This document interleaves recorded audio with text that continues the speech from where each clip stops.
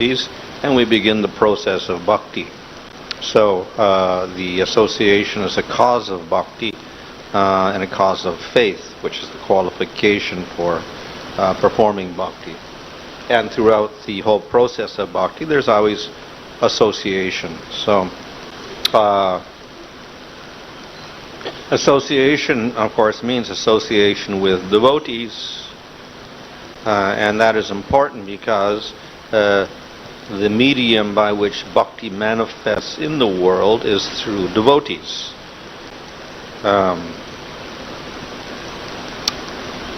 Bhakti is spiritual. And of course the Lord wants bhakti to manifest in the material world. Sometimes the Lord comes directly as avatar, and then he displays bhakti. As Chaitanya Mahaprabhu, for instance, he gave bhakti to all sorts of people. However, the Lord is not present all the time. Avatars only come once every yuga for a few years. So, in the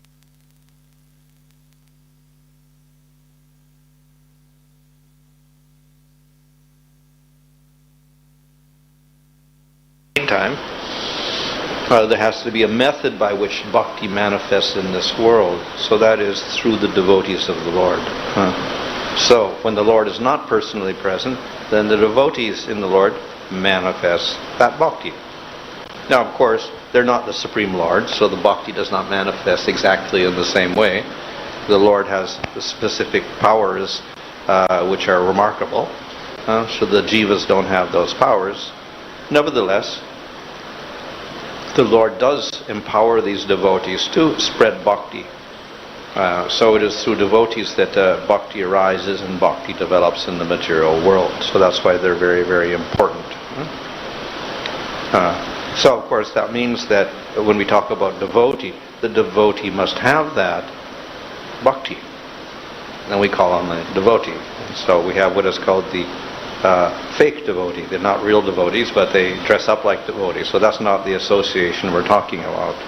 We're talking about a person who has sincere faith and is practicing the process of bhakti very nicely. So that association with the devotee encourages another person to take it up, and then he advances on the path. So what is the function of that devotee? How does his association produce effect? And one, of course, is simply influence. Another, of course, is instructions. So instructions are important because otherwise we may have spiritual interest, but we don't have clarity on what to do and how to do it, and what the goal is. So it is through knowledge conveyed by the devotees that we actually get a clear idea of who is God, how to worship God, what is our conduct, etc. This, of course, is also coming from Scripture. So we can also just read Scripture and get some information that way. But usually that is not sufficient. We also need clarification of certain points and practical advice on how to implement bhakti. So we need the devotee there as well. And the devotee, of course, acts as a source of inspiration for another person. So therefore the devotee is very important because he transmits knowledge. So this is not normal knowledge. We have material knowledge transmission. That's, of course, in the material world we do that all the time. But this is spiritual knowledge. So it is spiritual because not only it's scriptural, but it comes through the devotee. If it doesn't come through the devotee, it comes through another person, then it becomes material knowledge. It loses its proper quality. So that knowledge comes through a devotee, then it has its spiritual significance and influence on the person. So in this way, very important that we take that association. So, what is the attitude of the person who receives mercy and knowledge? Yes, he has to be a worthy receptacle. He has to accept that knowledge properly. He has to have faith. He has to have respect. He has to have a desire for spiritual advancement. So that's his qualification for accepting the knowledge. So once that happens, and then there's a responsibility on the part of that devotee. He has to do something. He has to do activities.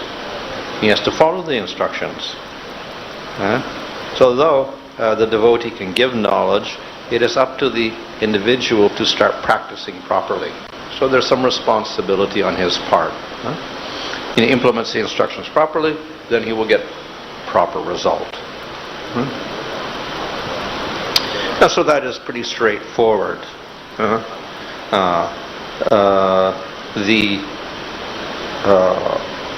individual is influenced by other human beings. And that influence plays a huge role on the development of an individual. So, of course, in early life, the parents are the main influence. And this will produce the adult and his qualities, interests, etc. to some degree. If it is the parents are favorable spiritually, then it's a good asset. If they're not, then it's the opposite. We end up with opposite tendencies. So that type of association is a little bit unpredictable. But if we have a good fortune of having good parents, then we get proper upbringing, and the result is very good. Then the influence of the devotee is there. So it's compared to a spatika. A person is like a spatika, and if we put the clear crystal near a red object, it looks red. If we put it near a blue flower, it looks blue. Put it near a yellow flower, it looks yellow. So people are like that. They are like spatikas. And according to their association, they pick up qualities. So as I said, when they're children, they associate with parents and they pick up their qualities. Later on, they associate with other people, with friends and whatever like that, and they begin to pick up those qualities. So this is simply the nature of human beings. They tend to pick up qualities of other persons quite easily. Of course, crystal is not living. It's just, so it's only by it comes near an object, then it looks red or green or whatever. Human beings, of course, also by proximity get influenced to some degree. But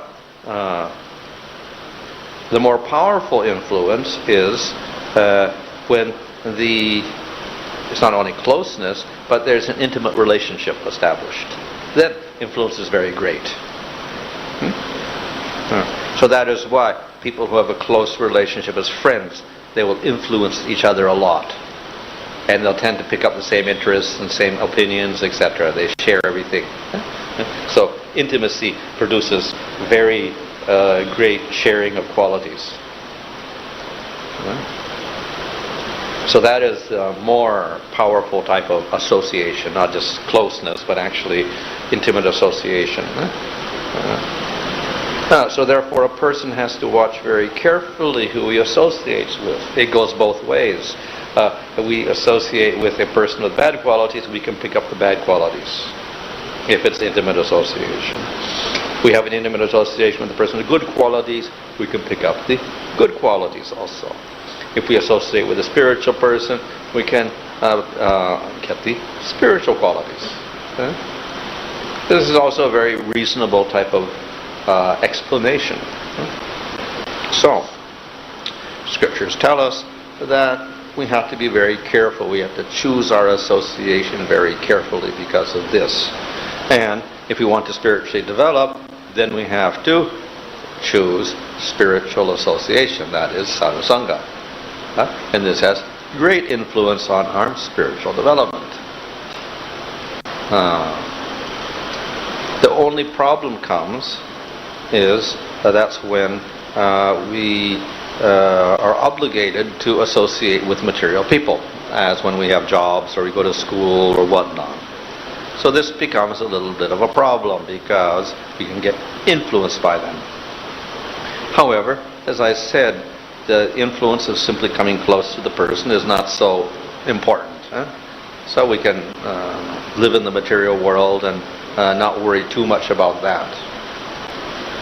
But the big problem, the big danger is when the association is quite close and intimate. Then the influence can become much greater. Now, of course, we don't have choice often on who we get to associate in work and whatever like that. The only choice we will have there is whether we want to associate intimately or not. So that much we can do in our work situation or other situations in the material world. Better not to establish intimate relationships with another person who does not have proper qualities or who is unspiritual or materialistic, etc. So, the scriptures also define what is, we know satsanga means devotee of the Lord. What is asatsanga? Who should we avoid to have intimate association with? So, various types of people are there. So, one is a person who is very sinful. So, we have to avoid that type of association. Another is a person who has very materialistic ideas, atheistic ideas, no belief in God, for instance. Very attached to material objects. Another person is a person who is impersonalist. We may say it's spiritual, but we associate intimately, we'll get impersonal ideas also mixed up in it. Or we can associate with other spiritual people who have mixed type of religion. They mix a little bit of everything together. Also, it tends to create influence on us, and our bhakti will get spoiled that way also. So people may be dharmic or interested in Mayavad philosophy or whatever, still also dangerous because we get influenced by that type of idea. So all sorts of things which are not favorable to bhakti. Basically, we have to avoid those type of people who have feelings and ideas and attitudes which are opposed to bhakti. Then we avoid those people as much as possible, and we avoid intimate relationships with those persons. So that's much we can do. As far as devotees are concerned, then we have different types of devotees. So of course we have the fake devotee. He dresses up like a devotee but actually is not a devotee at all. So that of course we avoid. Then we have, of course, devotees who have very mixed ideas in their head. In other words, they're not following the path of pure bhakti. So we can associate with such persons, but we also have to be careful. And we don't act as an equal, rather we try to give them good guidance by which they can get pure bhakti. Then we have devotees who are practicing pure bhakti. So there we can establish intimate relationships as equals. And this is very good for our advancement. So we can, in the Nectar of Instruction it says you can exchange gifts or other things, other items, and you can exchange food, prasadam, or you can exchange knowledge. These are good exchange. Then there's association with the superior devotee. So in that relationship, it's not an equal relationship. There's other person superior. So there we take instructions and we gain knowledge from that person. So we have different ways of associating with different types of devotees. And we do so in this way, then this is the cause of our advancement. We associate with different types of devotees in different ways, avoid the non-devotees, and then we can advance very nicely in our devotional service. So there's nothing so complicated about this. We avoid the non-devotees and we associate with the devotees in these different ways. And this will help us advance very nicely. So in Chaitanya Charitamrita, Chaitanya Mahaprabhu gives an example of the seed of bhakti being planted in the heart by Guru and Krishna's mercy in the favorable field of the heart, which means the person has shraddha or faith. Once the seed is planted, then it should sprout and grow leaves and gradually grow and grow and grow and then develop flowers and fruit. That's the natural progress of a seed. However, that seed does not just grow on its own. It needs careful attention. So once the devotee has faith and he has the process of bhakti, that devotee is responsible for his sadhana. So he must cultivate that plant, not anyone else. So the devotee is the gardener, and the gardener has to be responsible. The gardener also has to have knowledge. You can't be a gardener if you think that we can make the plant grow without water or without sunlight or whatever. So we have to have some knowledge about bhakti to see how the bhakti can grow. So it's not only we get mercy from devotees and whatever, we also have to be responsible to cultivate that plant of bhakti in the proper way, using proper knowledge, proper methods, proper actions, proper attitudes, etc. So if we follow the process given by the devotees in scripture, then okay, we can do it. We get the knowledge and we can do it. Just like a person, he may not know too much about gardening, but he can get a book and then he can start reading about how to care for a certain plant, whatever like that. Or he gets instruction from another person who's growing those plants, and then he's able to do it. So it's not such a difficult thing as long as we follow the instructions properly. But nevertheless, he has to do the work. So he has to water the garden. He must see that there's no weeds in the garden. He has to protect the plant, give it sunlight, etc. So similarly, each devotee is responsible for the growth of his own bhakti. He has to do certain activities in a certain way.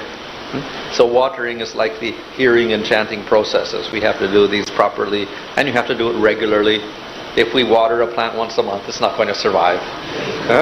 So therefore we water daily the creeper of bhakti by chanting daily, hearing daily. This is regular process. And we do it very attentively. There is even in a, what they call it, material science, they take care of plants and they water them and whatever, they grow whatever. But they also found if you cultivate the plant with care, it grows better. If you cultivate the plant and you curse it all the time and make fun of it, then it doesn't grow properly. So therefore, yes, we follow the procedure, but we do have to have that devotion in our cultivation. Always necessary. So, in this way we cultivate. But then, of course, the weeds grow up, and we have to pull out the weeds. So these are called the different anarthas that may appear in our bhakti. So who pulls the weeds out? The gardener. You can say, oh, somebody else is going to pull the weeds out. I'll just relax. I'll water the garden, but I won't pull the weeds out. No, you have to also pull the weeds out. So we cultivate bhakti, but then material desires start creeping up, whatever, bad habits creep up. So we are responsible for inspecting and seeing these things and removing them. So we have to examine ourselves and see the unfavorable aspects and then try to remove those anarthas. And then there is aparad, offense. So, of course we have the 10 aparads, nam-aparads, very famous. So, among those, the offense against the devotee. Vaishnava aparadha is considered the most serious. It's called the mad elephant offense.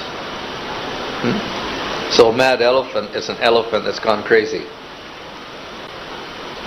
And therefore it comes in the village and it just pulls everything up. So in this way, you cultivate your plant of bhakti very nicely, but mad elephant comes along and the plant is gone. No plant. So in other words, the Vaishnava aparadha can destroy the bhakti. So we have to be very careful that we avoid the Vaishnava aparadha, offense against devotees. So one way of preventing it is we build a strong fence around the plant so the elephant can't get in. So what do we make the fence out of? So we have association of devotees. So this prevents us from doing aparadhas. So in other words, if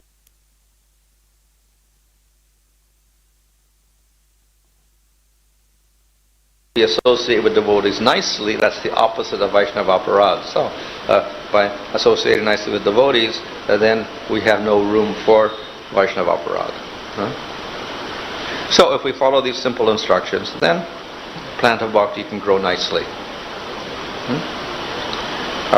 So that association, therefore, is very important because it gives us proper guidance on how to cultivate the plant, take care of the plant, etc., safeguard the plant.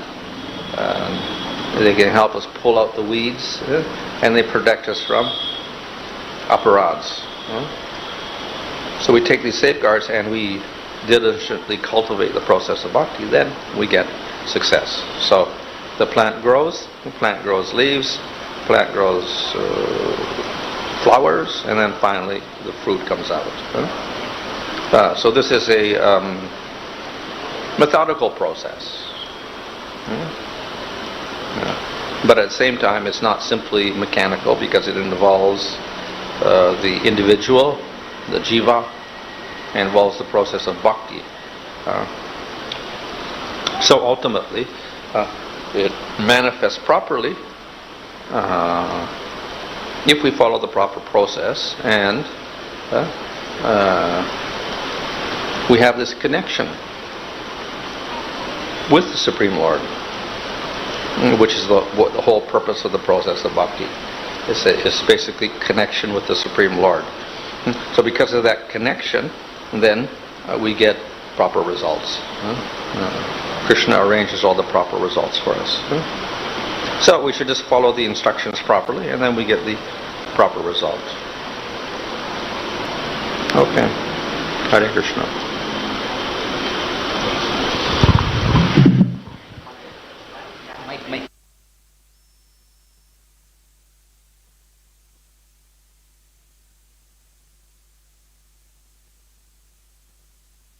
Hare Krishna, Hare Krishna, Hare Krishna,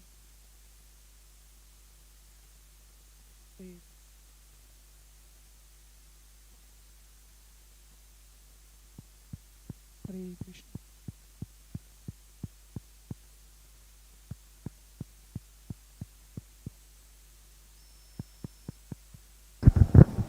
Hare Krishna. It was a very short, wonderful class where Maharaj is telling we have to deal with different devotees in different way. So, thank you, Maharaj.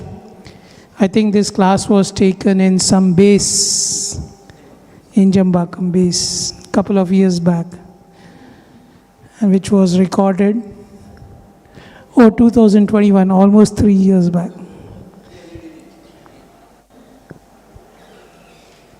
It's a Vyasa Puja class. Okay. So we'll start with glorification. I have taken some names in the random order, first come first basis. I'll again announce there is a book table for Maharaj books which he has translated. Then there is Jai Krishna Charan Prabhu who is collecting donation for today's festival. Anybody who want to contribute, please come forward and you can do online transfer as well as give him cash. And you can tell the name and address for the receipts to him. Now we will start with glorification. First name I have in the glorification. Devotees can please voluntarily come and forward and give your names.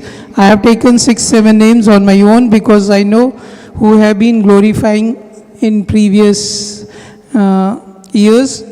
We'll start with Srinivas Nitai Prabhu. Then we have Shyam Balram Prabhu, Dharapati Prabhu, Jivan Gaurhari Prabhu. Others can please come forward or just text me that your name to be added so that I can add in the list. Thank you very much.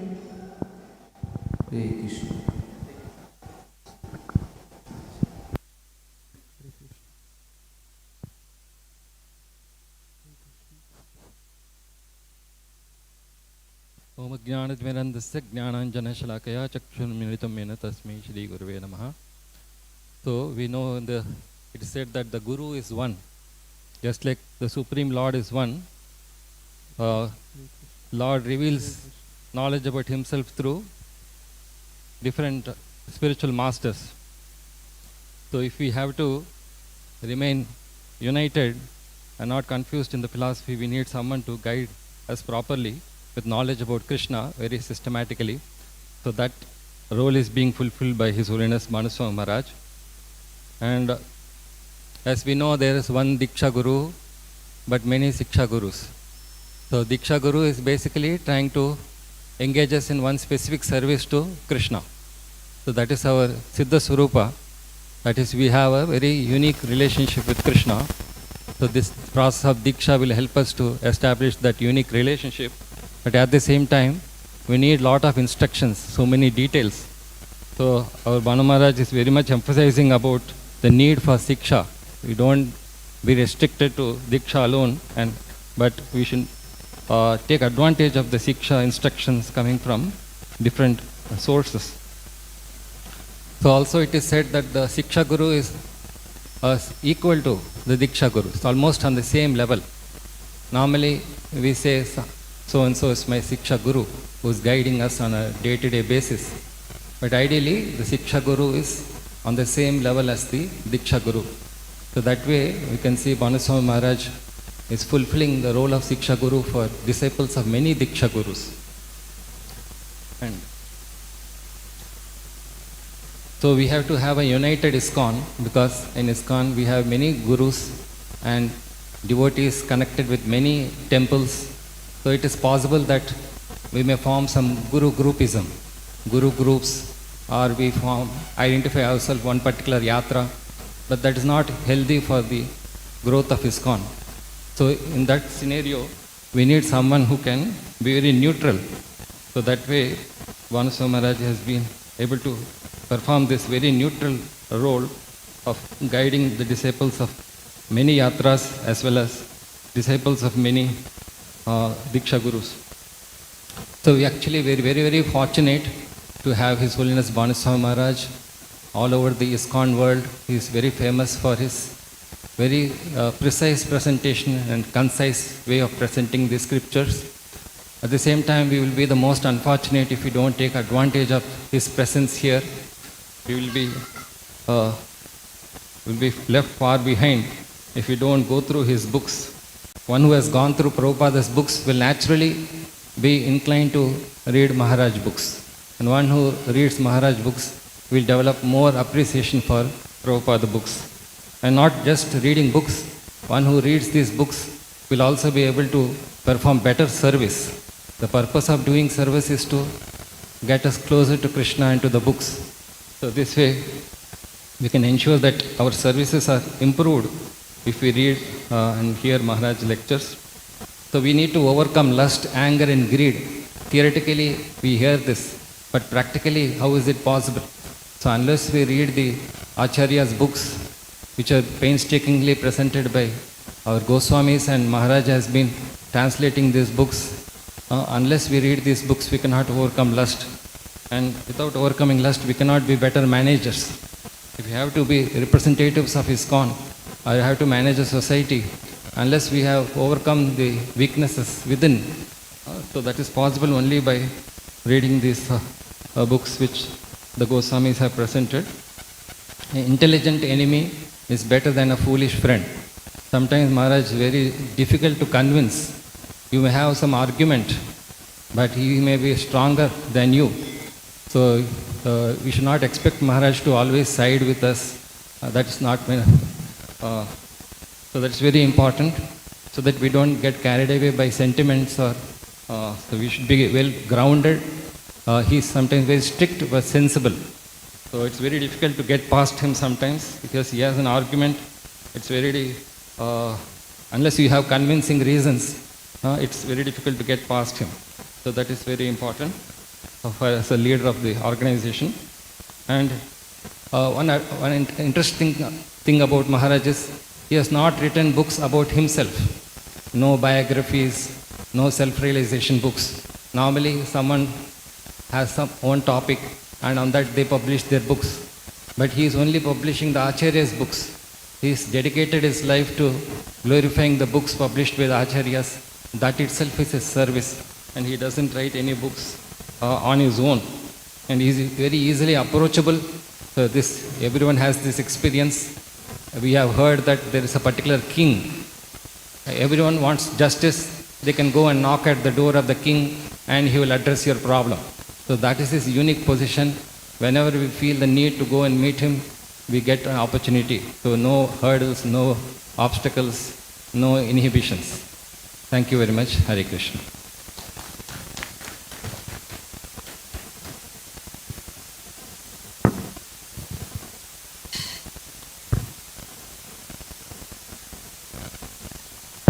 Since the number of speakers are less right now, still we can limit ourselves to 5 minutes or maybe 6 minutes maximum. But as the speakers increases, we will reduce the time. Second name I announced was Shyam Balram Prabhu, I think. Please come.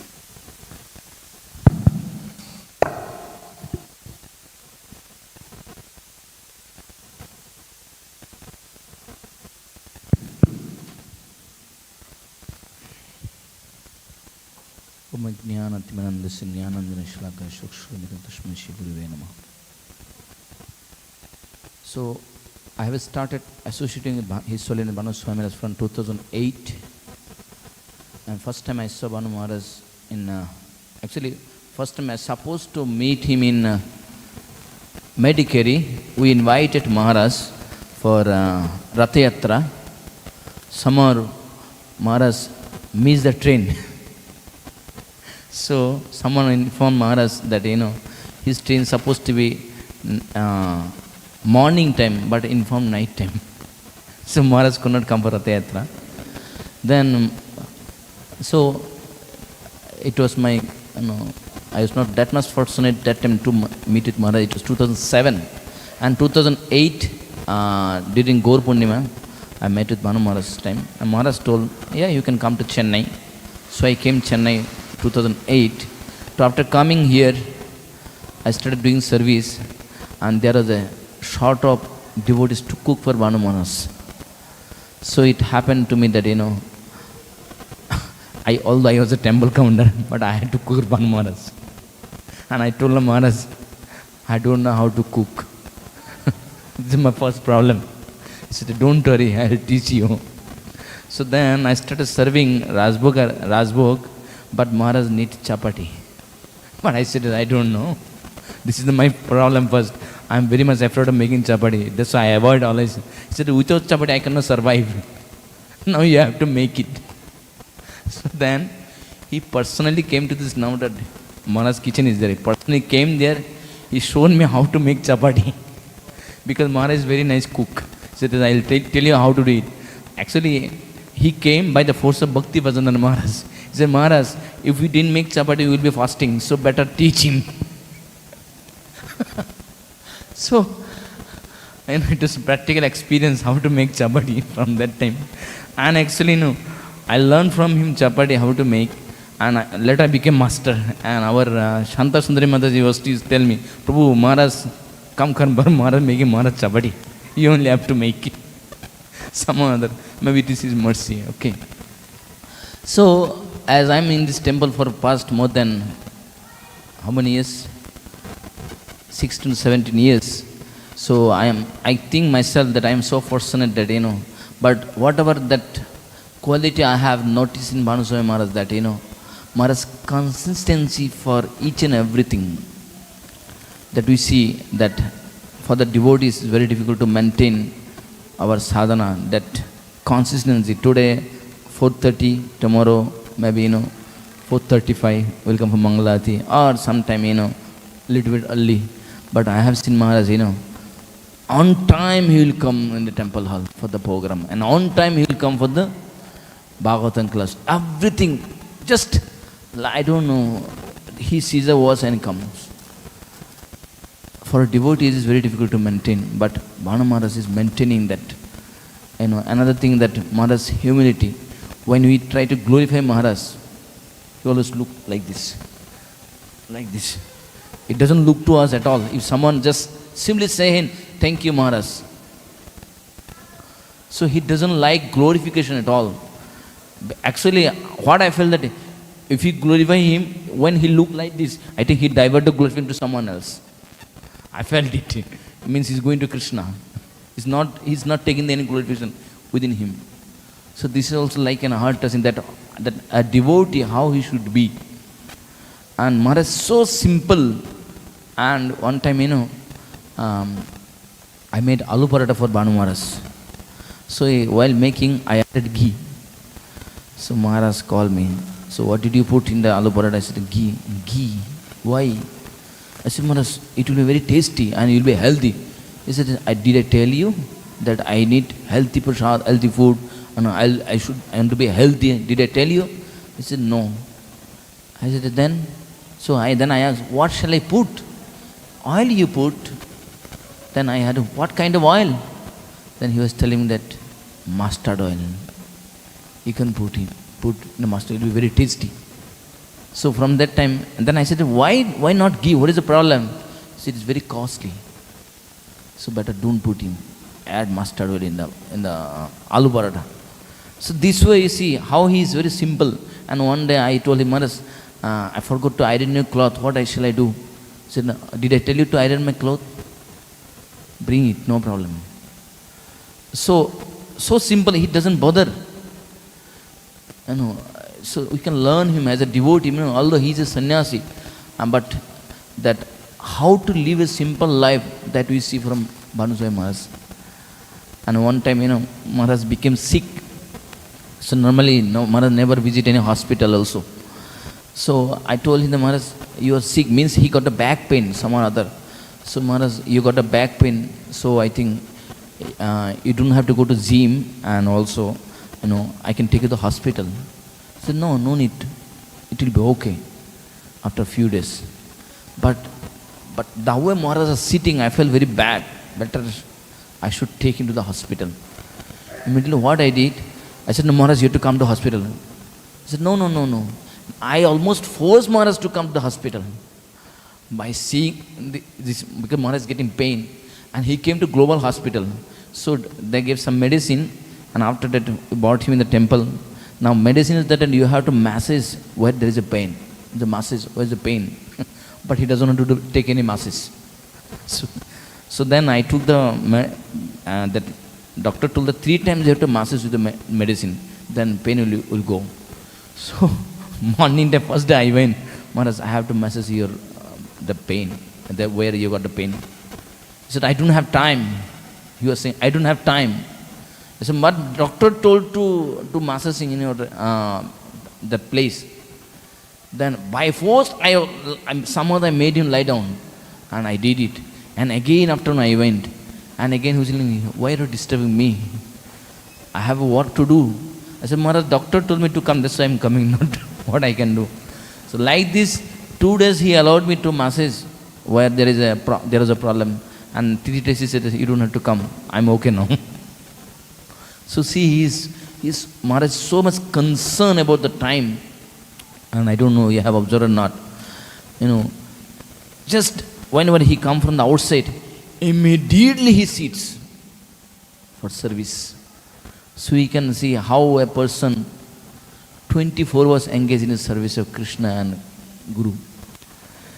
just I remember I was reading Memories of Srila Prabhupada, one devotee sharing that before initiation, Bhanu Maharaj started translating Prabhupada books from English to Japanese. So when Prabhupada went to Japan, he saw the Bhanu Swami Maharaj. He said, there is one boy, nice boy, but he didn't take initiation. But he is not staying in the temple also, he was staying outside. But he is very nice boy. So he can come to India. So from Japan, directly he came to India. That time also he didn't get initiation. But what Prabhupada said is, he is translating my books very nicely from English to Japan. But I think he is, from previous life he is translating the books. That's right now he is translating the books. So he has a habit of translating the books. That's what we see from Bhanu Maharaj here right now. How he is translating so fast all the books. So that means this is not this lifetime. This comes from the previous lifetime. That Prabhupada said this one. Okay. So you can see that how Maharaj, so much engaged in the service of Krishna and order of Srila Prabhupada. So we can learn from this that if you also engage, and the way Bhanu Maharaj is setting example for us, because those who are living in Chennai, we all accept him as like our Shiksha Guru. Or Srinivas Nitya Prabhu was saying that, one day Bhanu Maharaj was saying that, actually Shiksha Guru play greater role than the Diksha Guru. I said, why? He said, Diksha Guru come and give initiation and he'll leave. Then who take care of him? The Shiksha Guru. So as a Bhanu Swami Maharaj, he is here as Shiksha Guru. So he is playing greater role to take a conditioned soul back to Godhead. So that's why we should respect him. We should obey him more than our Diksha Guru, because we are getting Diksha Guru's education very last time. But Shiksha Guru, every day he is with us. Always with us. So it is a great person, especially those who are living in the temple atmosphere. Always we are with Bhanu Swami Maharaj. Hare Krishna. Thank you so much, Prabhu.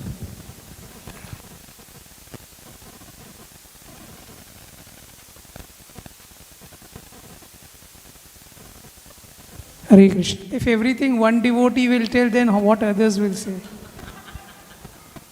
Who was the third person and announced? Dharapati Prabhu.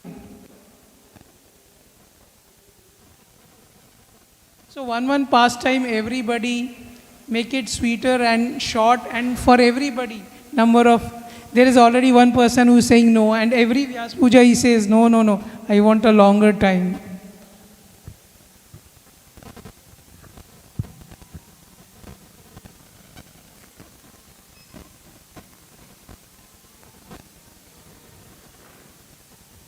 Hare Krishna. So in Maharaj, in many of the classes, he concluded Bhakti Yoga is superior. So one time I asked Maharaj, how to practically follow this Bhakti Yoga? Maharaj said, MTJC. Normally this kind of answer, abbreviated answer, I never seen Maharaj gave this kind of answer. Then Maharaj expanded the abbreviation, Mangalarti, Tulsi Puja, Japa and class.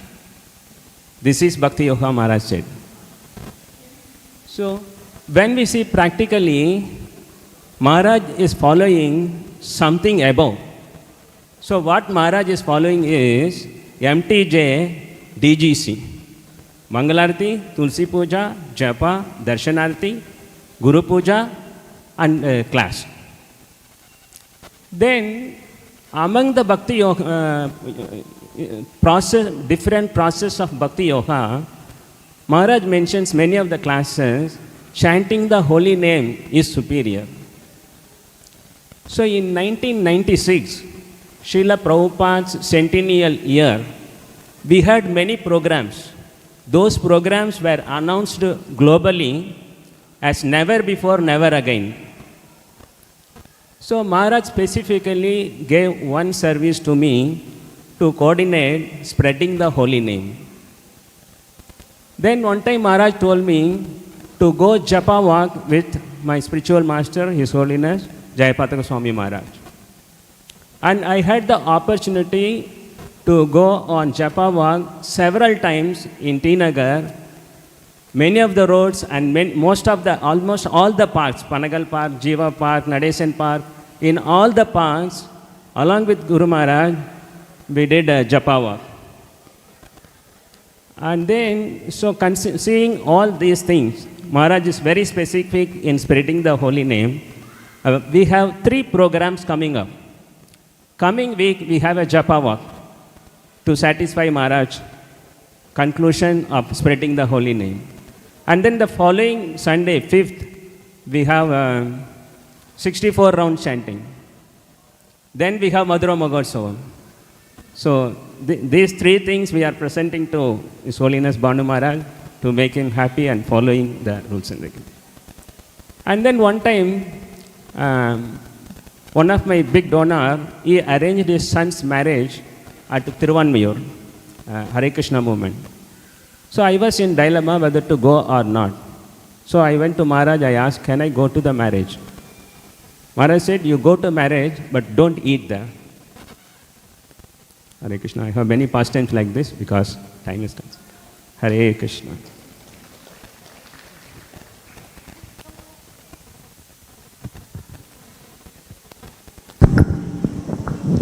Thank you very much, Dharapati Prabhu. I think Dipankar mic is too loud, speakers rather. His Holiness Bhanu Swami Maharaj Vyasa Puja Mahotsav ki.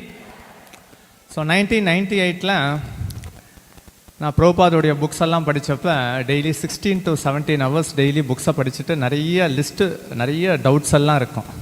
1999 பர்கித் ரோடில் இருந்தபோது அந்த first ஃப்ளோரில் Bhagavatam class கொடுப்பார். ஒரு 5-6 பேர் தான் இருப்பாங்க. அதனால் மேக்ஸிமம் கொஷின்ஸு நிறையா கேட்டுண்டு அந்த கேள்விக்கு உண்டான எல்லா சந்தேகத்தையும் பானுசாமி மகாராஜ் போக்கினார். அவர் வியாசாசனில் உட்கார்ந்தாருன்னா எப்படி சுகதேவ மகாராஜ் அப்படியே பிரகாசமாக இருப்பாரோ அதே போல் உட்கார்ந்துண்டு அவர் ரொம்ப அந்த இனிமையை வெளிப்படுத்துவார்.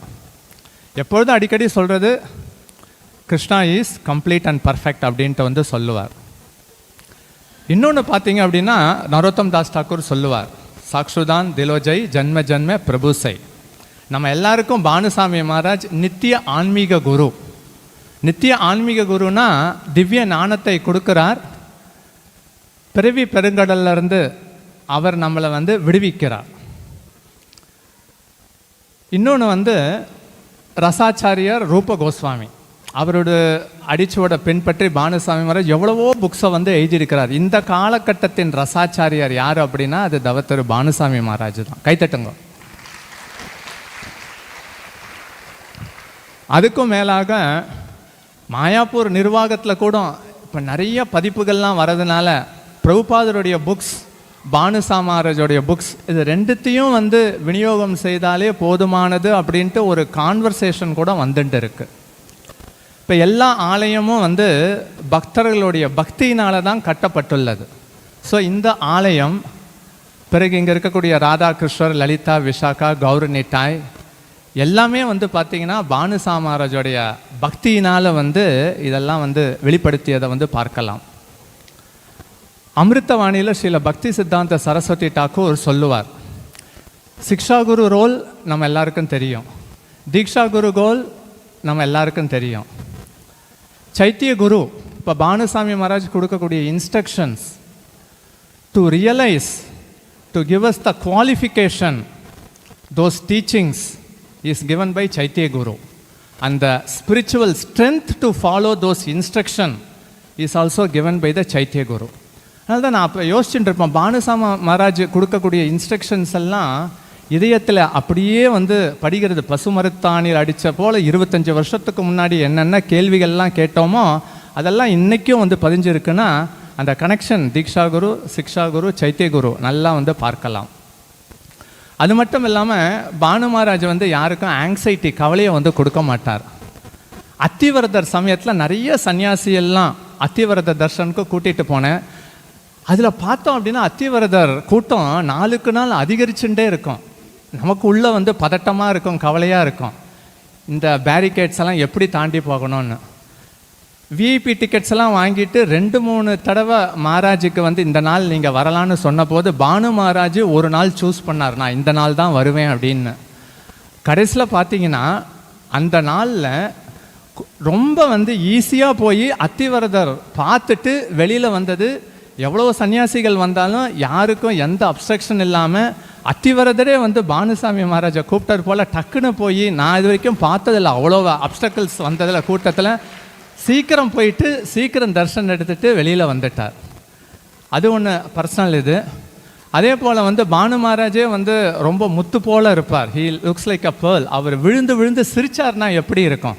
அதை ஒரு தடவை எப்போ பார்த்தோன்னா மாயாப்பூரில் சுபாக் சாமி மகாராஜ் பானு மகாராஜை கூட்டிகிட்டு வந்துட்டு இருந்தப்ப நம்ம சென்னை மாதாஜிஸ் கொஞ்சம் பிரபுஸ்லாம் வந்தபோது சுபாக் மகாராஜ் வந்து சென்னை மாதாஜிஸ் பிரபுஜிஸ்லாம் you know he's Bhanusamy, he's Bhanusamy from Chennai you know அப்படின்னாரு. பானு மகாராஜ் பார்த்தா எல்லாம் சென்னை மாதாஜி. அவர் விழுந்து விழுந்து சிரிக்கிறார். அவர் வந்து அறிமுகப்படுத்துகிறார். ஆனால் வந்து எதையுமே சொல்லலை. ரொம்ப வந்து கண்கொள்ளா காட்சியாக இருந்தது. அதே போல் பானுசாமி மகாராஜ் இப்போவும் எல்லாருக்கும் வந்து வழிகாட்டியாக இருக்கிறார். நிறைய சில குழப்பங்கள்லாம் வந்ததுன்னா நான் சொல்லுவேன், ஒன்று பானு மகாராஜுக்கு மெயில் கொடுங்க, இதெல்லாம் தலைக்கு மீறி போகும், எல்லாம் முடிஞ்சால் வந்து பானு மகாராஜை மீட் பண்ணுங்கன்னு. அவங்கள ஜஸ்ட்டு பார்த்த உடனே எங்களுடைய குழப்பம் எல்லாம் போயிடுச்சுன்னு சொன்ன பக்தர்கள் நிறையா இருக்காங்க. அவருக்கு சொல்கிற இன்ஸ்ட்ரக்ஷனை ஃபாலோ பண்ணி மொத்த அப்டக்கிள்ஸும் கம்ப்ளீட்டாக வந்து போனதும் வந்து நிறைய சம்பவங்கள் இருக்குது. அதனால் இதெல்லாம் வந்து கண்கூடாக டேஞ்சிபிளாக நம்ம கூட வந்து பானுசாமி மகாராஜ் இருக்கிறார். அதனால் வந்து சைத்தன்ய நித்தாய் தேஷ் ரொம்ப ரொம்ப வந்து நாம் எல்லாம் வந்து பாக்கியசாலி பெற்றிருக்கிறோம். அதனால் இந்த நன்னாளில் தெரிஞ்சோ தெரியாமலோ செய்திருக்கக்கூடிய குற்றத்துக்கு பானுசாமி மகாராஜ் அவர்களிடத்தில் மன்னிப்பு கேட்டு எப்பொழுதும் அவருடைய அடைக்கலத்தில் என்னை வைத்து கொள்ளணும்னு வந்து பணிவுடன் வந்து பிரார்த்தனை செய்து கொள்கிறேன். Hare Krishna.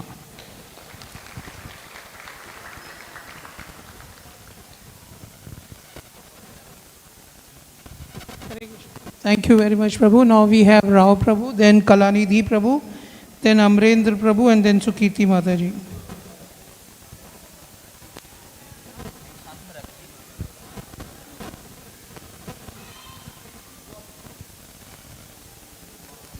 I request everybody to keep it short. Thank you.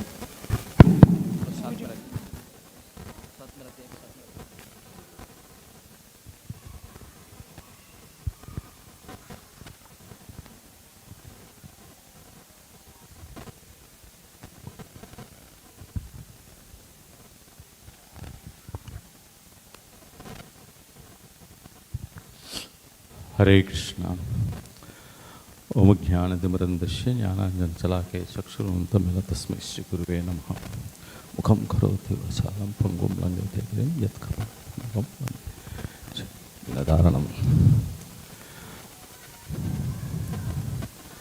Association of devotees.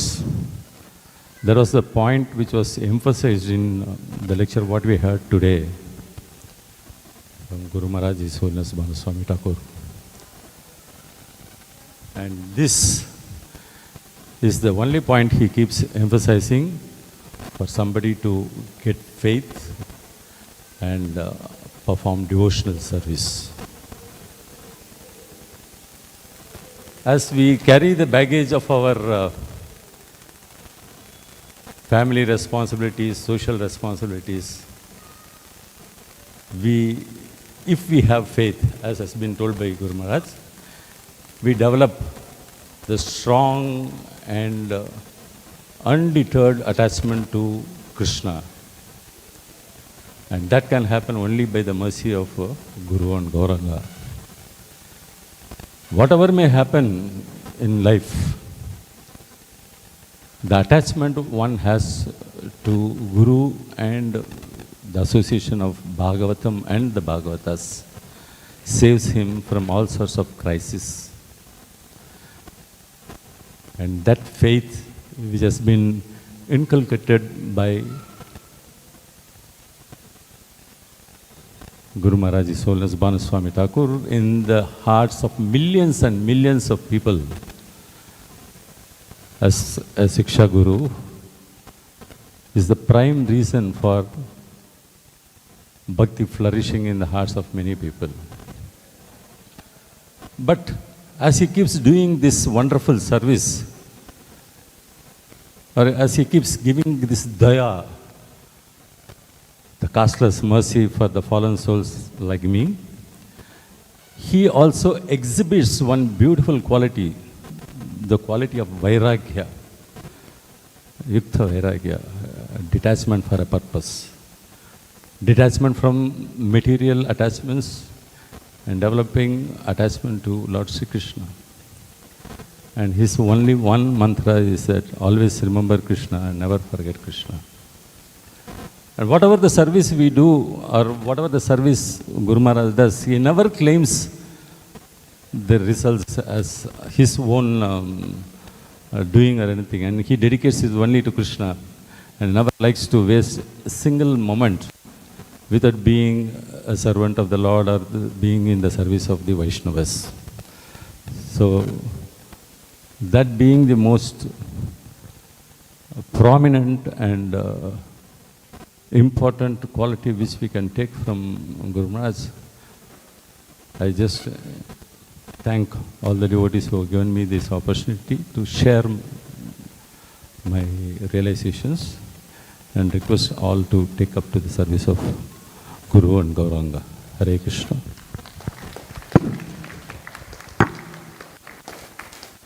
Hare Krishna. Now Kalanidhi Prabhu, and just a small announcement. We have Maharaj translated books table on the right hand side if somebody wants to buy a book. And we have Jai Krishna Charandas Prabhu, who is collecting funds for celebrating this festival. Anybody who want to contribute, please come here and help. Also, we are renovating Maharaj room, and we are almost temple is spending around 2 lakhs of rupees. If anybody want to contribute for the same, please come forward and contact me. Thank you. Hare Krishna. So இந்த அற்புதமான வாய்ப்பை தந்த கோவில் மேனேஜ்மெண்ட்டுக்கு என்னுடைய மனமார்ந்த நன்றிகள். மகாராஜை பற்றி ரொம்ப அழகாக ஃபவுண்டேஷன் லே பண்ணார் ஸ்ரீனிவாசன் தாய் பிரபு. ரொம்ப அழகாக பர்சனலாக ஷாம்பல்ராம் பிரபு மகாராஜை பற்றி நிறைய சொன்னார். ஸோ நான் ஒரே ஒரு பாயிண்ட் மட்டும் எடுத்துக்க ஆசைப்பட்றேன். இந்த பாயிண்ட்டை ஏற்கனவே டச் பண்ணிட்டாங்க. சிக்ஷா குரு தீக்ஷா குரு, அது இஸ்கான் இயக்கத்துக்கு ரொம்ப முக்கியமான கான்செப்ட்ஸ். அது ஒவ்வொருத்தரும் ஆழமாக புரிந்து கொள்வது அவசியம். பிரபுபாதருக்கு அடுத்தது பிரபுபாதருடைய டிசைப்பிள்ஸ், அதுக்கப்புறம் டிசைப்பிள்ஸோட டிசைப்பிள்ஸ், இப்படி இந்த இயக்கம் வளர்ந்து கொண்டிருக்கிறது. பிரபுபாதர் நம்மிடையே இல்லை. பிரபுபாதருடைய டிசைப்பிள்ஸ் ஒவ்வொருத்தராக மறைந்து கொண்டு வருகிறார்கள். இஸ்கானுடைய எதிர்காலம் என்ன அப்படிங்கிற ஒரு பெரிய கேள்விக்குறி உண்டாகிறது. அப்போது அந்த காலி இடத்தை நிரப்பும் விதமாக நம்மளுடைய His Holiness Bhanu Swami Maharaj அற்புதமாக விளக்கங்களை கொடுத்துருக்கார். சிக்ஷா குருன்னா என்ன, தீக்ஷா குருன்னா என்ன. நான் அதிலிருந்து புரிந்து கொண்டது என்ன அப்படின்னாக்கா, தீக்ஷா குருவை நாம் ரகசியமாக வைத்து கொள்ள வேண்டும். என்னுடைய புரிதல் அது எவ்வளவு தூரம் சரி தெரியாது. நான் பானு மகாராஜ்கிட்ட இதுவரைக்கும் கேட்டதிலிருந்து தெரிஞ்சது என்னென்னா, shiksha guru more important. Shiksha guru should be given prominence. Shiksha guru மூலமாக தான் நம்ம கண்டினியூவஸ் அசோசியேஷன் எடுத்துக்கிறோம். அவர்கிட்டருந்து we are getting all clarifications. தீக்ஷாங்கிறது இஸ்கானை பொறுத்த வரைக்கும் not so important. Holy name, Harinam diksha அவசியம் இல்லை. பாஞ்சராத்திர மந்திரத்துக்கு தீக்ஷா அவசியம். பட் ஹோலி நேம் யார் வேணால் சாண்ட் பண்ணலாம். ஸோ அந்த விதத்தில் அவர் திரும்ப திரும்ப எம்ஃபசைஸ் பண்ணுறது சிக்ஷா குரு. அது எதுக்கு அப்படின்னாக்கா, நம்ம எல்லாருக்குமே ஷீலா பிரபுபாத் சிக்ஷா குரு. ஸோ பிரபுபாத் கீழே all of us become united. இன்னும் 10,000 வருஷத்துக்கு இந்த மூவ்மெண்ட் ஷுட் கண்டினியூ. உலகத்தில் இருக்கிற so many people, they should get shelter from this one tree of ISKCON. So we should strengthen the tree, we should strengthen the trunk. So அந்த விதமாக பார்த்தோமானா, because there is contamination in everyone's heart. False ego is the contamination. False ego எப்போ வெளியில் வரலாம் அப்படின்னு காத்துட்டே இருக்குது. ஏதோ ஒரு வேஷத்தை வச்சுட்டு that false ego will try to come out. So Thiru Bhanuswami மகாராஜிட்டேருந்து நான் கற்றுண்டது என்ன அப்படின்னாக்கா, Siksha Guru, ours is a Siksha Parampara. ISKCON is a Siksha Parampara. So, on the Siksha Guru we should give focus. Ada Pandino Mana, United ISKCON will come. அடுத்த 10,000 வருஷத்துக்கு நம்ம சேவை பண்ணணும் அப்படின்னா we have to remain united. அந்த விதத்தில் under the Siksha umbrella we are all one because our primary Siksha Guru is Srila Prabhupada. So that message I have got. I am so fortunate. After retirement நான் வந்து சென்னையில் settle ஆக போகிறேன்னு தெரிஞ்ச போது I had no clue where I am going. But இங்கே எனக்கு கிடைக்கக்கூடிய amazing devotee association, amazing ideas about how to serve the movement. I am extremely grateful to the extent of allowing me to translate Maharaj lectures live. That's a great fortune I never imagined I would be getting. So I am extremely grateful to all the devotees, and Chaitanya Nitai Desh Yatra is an example for the whole world. Thank you very much. Hare Krishna. Hare Krishna. Thank you, Prabhu, for glorifying Chaitanya Nitai Desh also. None of the Matajis apart from Sukiti Mataji is given their name. So from ladies' side, all the time will be given to Sukiti Mataji if otherwise some name comes. Anybody who wants to glorify, please come forward and give the names. Thank you. I've requested Prabhu that don't rush. Devotees want to give offering and constant pressure is there. So one thing,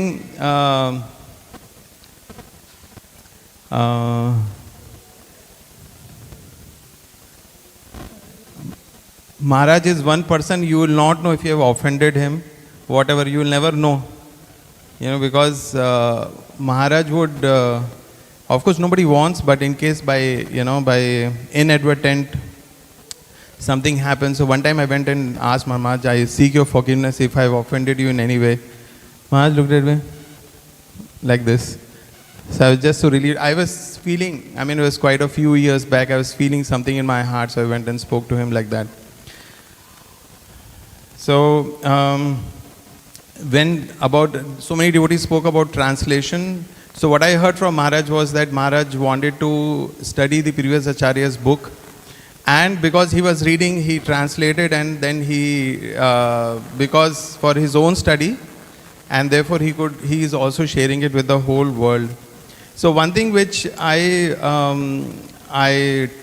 appreciate is that the quantum of this service, the monumental service that he is doing to this movement in translating all these books.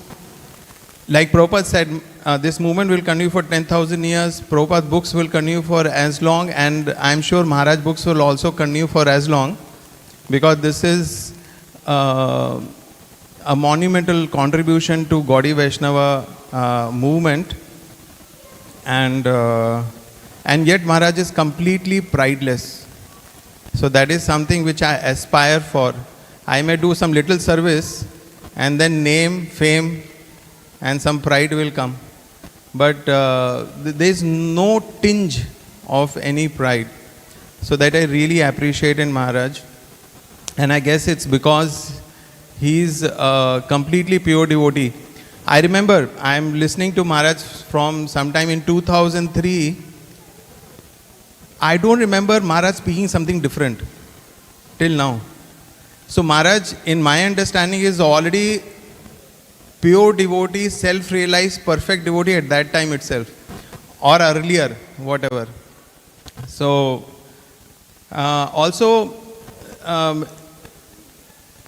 devotees, we become devotees, and then there is a concept of boiling the milk. So I personally feel that Maharaj books especially help us boil the milk, or bring in that maturity of devotional service, maturity of understanding, maturity and purity of our attitude in Krishna consciousness. Interestingly, one devotee highlighted that Maharaj has not written his own commentaries or written a book. So if you read Maharaj translated books, so there are footnotes where Maharaj would clarify. but primarily his realizations are shared through his classes. So therefore, it's important for us to listen to every word of Maharaj, because some very studious devotees and like Shyam Balaram Prabhu, reading so many books, Bhakti, Sarvabhauma and all, for some of us it may not be practical. So Maharaj is there, who has not just read but translated all these books, and when he is speaking the conclusions of all the literature that he has translated and more. So as devotees highlighted, he talks about pure devotional service, he talks about chanting the holy name, and that's about it, I guess. So Maharaj also says, how do we respect spiritual master? Because we must recommit ourselves to, properly respecting. He is beyond extraordinary. His Holiness Bhanu Swami Maharaj is beyond extraordinary. It is our limitation and our imperfection that we are not able to understand his greatness. And one thing which Maharaj would say, that how do we respect spiritual master, is by following his instructions. So Maharaj's lectures are his instructions. Some of us are fortunate, we may receive some personal instructions also on the way. Sometimes over the course of a decade and more, there were times when sometimes we'll go and discuss some issue with Maharaj and all, and Maharaj is never casual. I have not seen him casual. He's always very grave. Even if he's smiling, apparently joking, but he is very grave. So his statements should not be taken lightly. So one time I remember there was one devotee, he was interested in joining full time, and we brought him to Maharaj. And Maharaj, just like that, he said, he asked him a couple of questions. Where are you working? What are you doing? This, that. So Maharaj said, maybe he can continue there. Wherever he is working, let him continue there and do some bhakti vriksha. But he was interested in joining full time. We were interested in making him join full time, but that didn't last. Sometime he actually had to leave and he went back. So Maharaj may speak, but we have to listen carefully and hold those statements. So some devotees shared their personal experiences with Maharaj.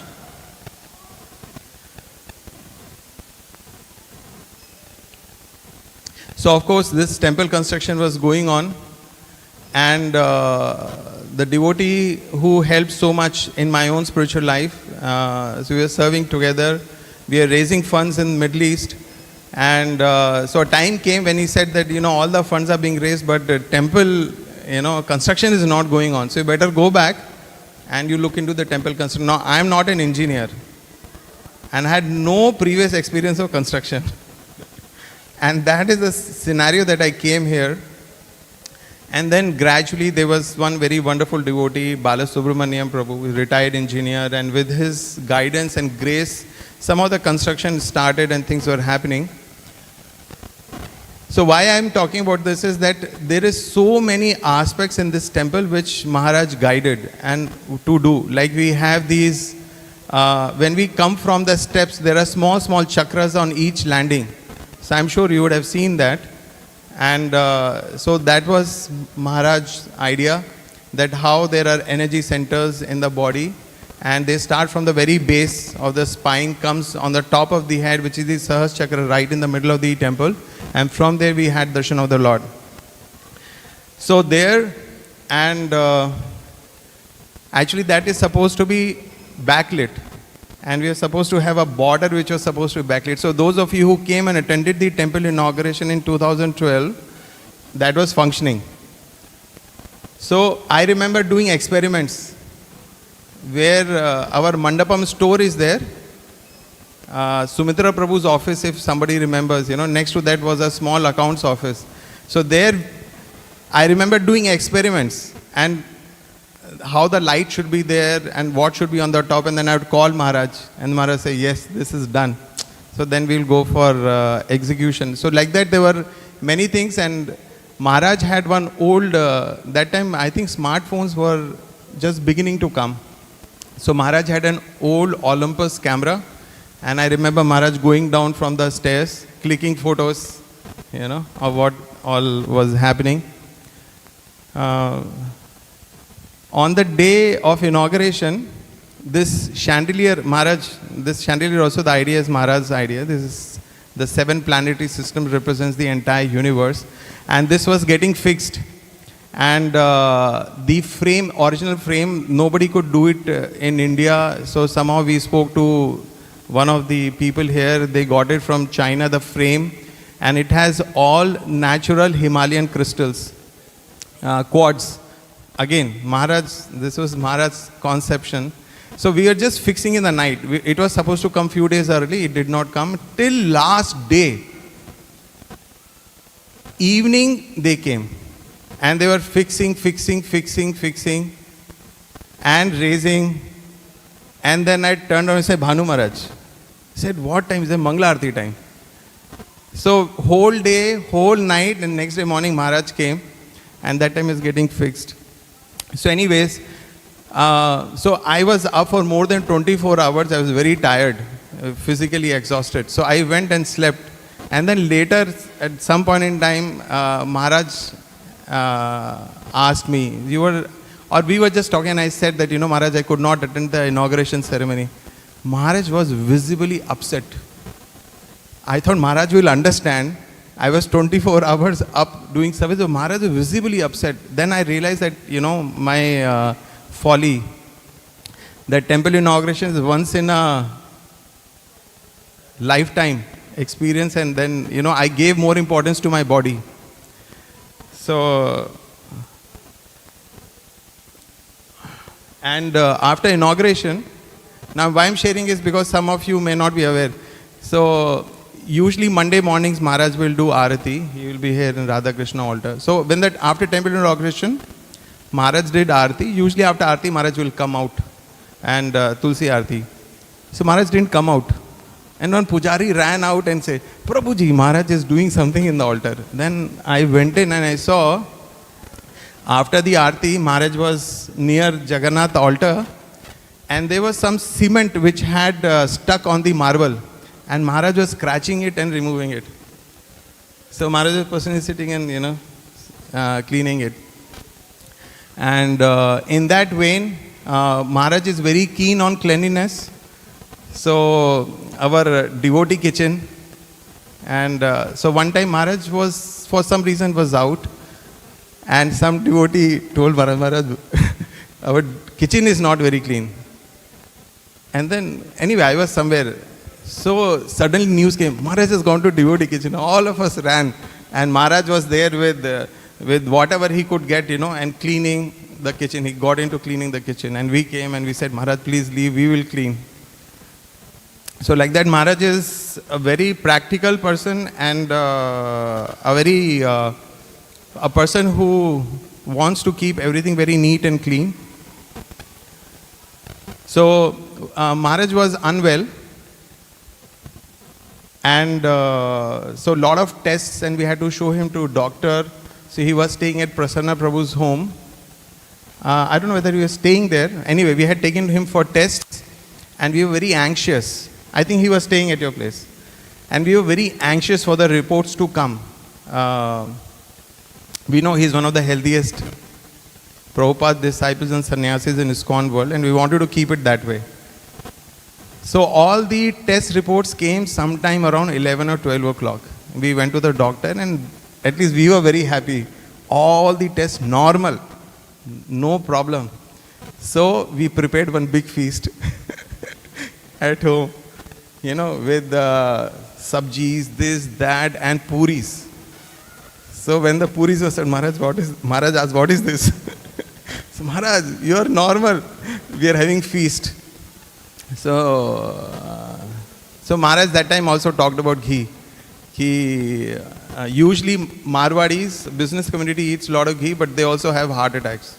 So, be very moderate. So Maharaj is very moderate. By Lord's grace and by His mercy, we have had a service of cooking for many years. And Maharaj is very moderate in his diet. You know? And usually whatever we will serve, if it is up to his, if it is palatable to him, half of the dish he will eat. And for us, over the period of time, we learned that if Maharaj honors half prasadam for whatever we give, which means that we are successful. You know, that day service is success. And he is raising his hand. So, one last thing. Maharaj is a person of few words. Even if he write mails, okay, great, wonderful, like this. Some certain, wonderful I have not heard, but great I have heard. Similarly, my father asked me this question when the temple construction got over.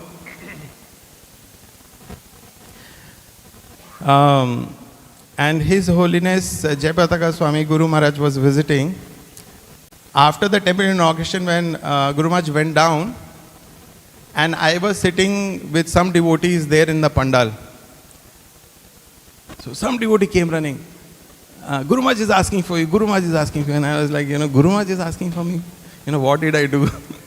So anyway, I came running, and Guru Maharaj was here just getting into his car, and he embraced me, as an expression of thanks for the temple construction. But all these years of temple construction, I joined temple construction in 2006 all the way till 2012. 6 years, Maharaj saw enough of me, but Maharaj did not vocalize his appreciation. So my father asked me, Maharaj said anything? I said, no, Maharaj didn't say anything. So,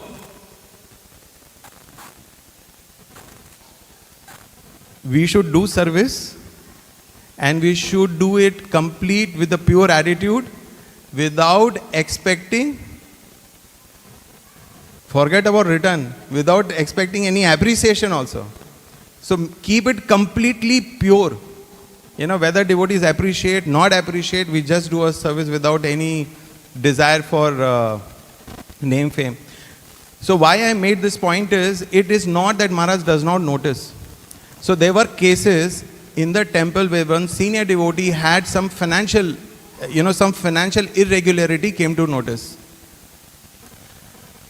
And the management was financial irregularity, we should take action. Maharaj was saying, but what did he do with the money? Then we said, Maharaj, it doesn't matter, Maharaj. Money is missing, so action we should take. But what did he do with money? How will we know what did he do with the money? So, because Maharaj knew that that devotee had rendered decades of service, and his personal experience with that devotee was that he is very penny honest devotee. So which means there would have been some error, some mistake somewhere would have happened, but he would not have used that money for his sense gratification. So Maharaj was standing like a rock. Despite whatever we went and we said, we could not budge Maharaj. And a similar thing happened in my own case also. Some devotees were, for whatever reason, they had issues. And some discussion was going on, if devotees are aware, in the Kerala house. And His Holiness Jayapataka Maharaj had come. He was flying in from Dubai. Bhanu Maharaj was here. And there was big discussion. Many devotees and, was going on. And me and Sukirti were in the center of that turmoil. It was all about us. And so there, I think His Grace Ranga Krishna Prabhu was there, personally present in that meeting. And Prabhuji later shared that how it was His Holiness Bhanu Swami Maharaj who convinced His Holiness Jayapataka Maharaj about us. Like giving a character certificate. Sometimes early in the school, character certificate would be given. This person bears good character. So Prabhuji told that how Maharaj gave a character certificate. That's how Guru Maharaj got convinced, and we were saved from some calamity. So very grateful to His Holiness Bhanu Swami Maharaj. I think he is our family Maharaj. Or other way, we are his family. We aspire to be his part of his family. And we are all imperfect and very limited and not capable enough and not sincere enough and so many faults, but Maharaj still tolerates and stays here. So we are very grateful to Maharaj. Thank you. Hare Krishna. Hare Krishna. So Amrendra can never complain now that he was not given enough time on any of the Vyasa Puja. And next time onwards, we'll make it short only. So we have almost 10 speakers, 45 minutes, maybe 50 minutes. And obviously Ranga Krishna Prabhu is going to speak in the last. So give him 10 minutes. So everybody, next 9 speakers has to limit themselves to 3 to 4 minutes. Sukirti will get an extra time because only one Mataji. And there is one. So your time is divided into 2. So now Sukirti will come, followed by Murli Prabhu and Srinath Prabhu.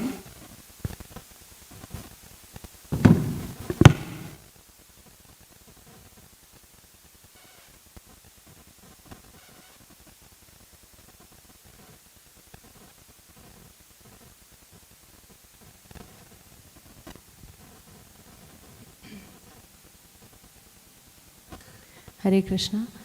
When Amrendra Prabhu was describing about Maharaj's inputs in this temple construction, I suddenly remembered that it was Maharaj's idea to have those elephants which are there at the front, and Maharaj said that, people will come and they will click photos on that elephant.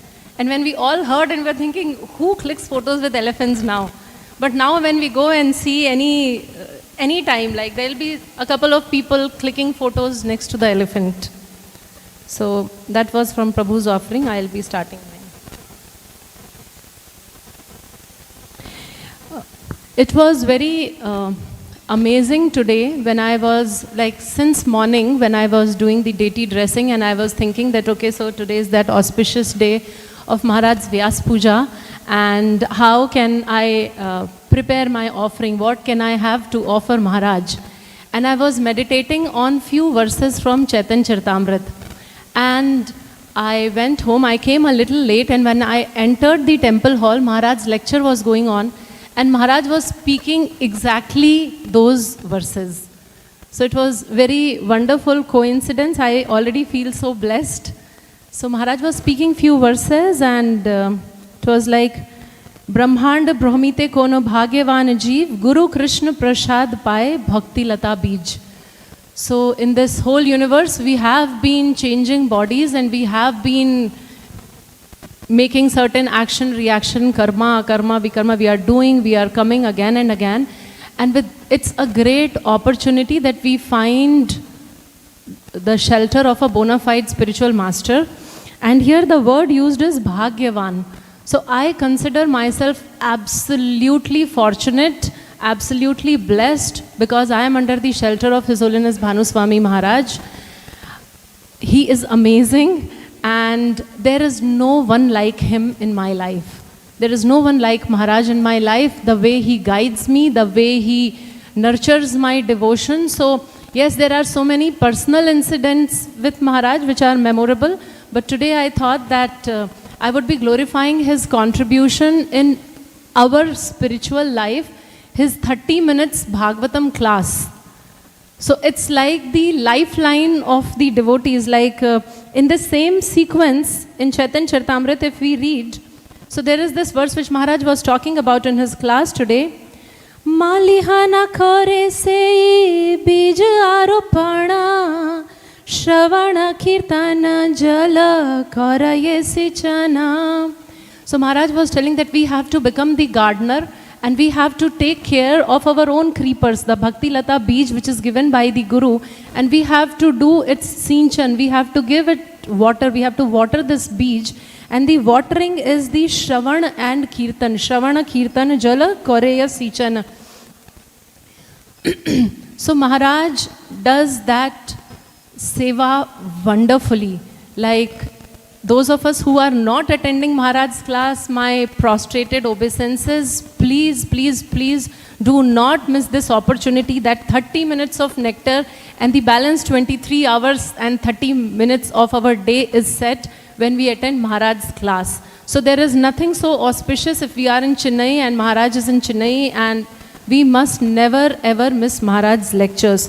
And why is it so special? Why Maharaj's classes are so special? So there is a continuation verse in Chaitanya Charitamrita which says, Kintu yadi latar sange uthe upashakha bhukti mukti vanchayata asankhya tara.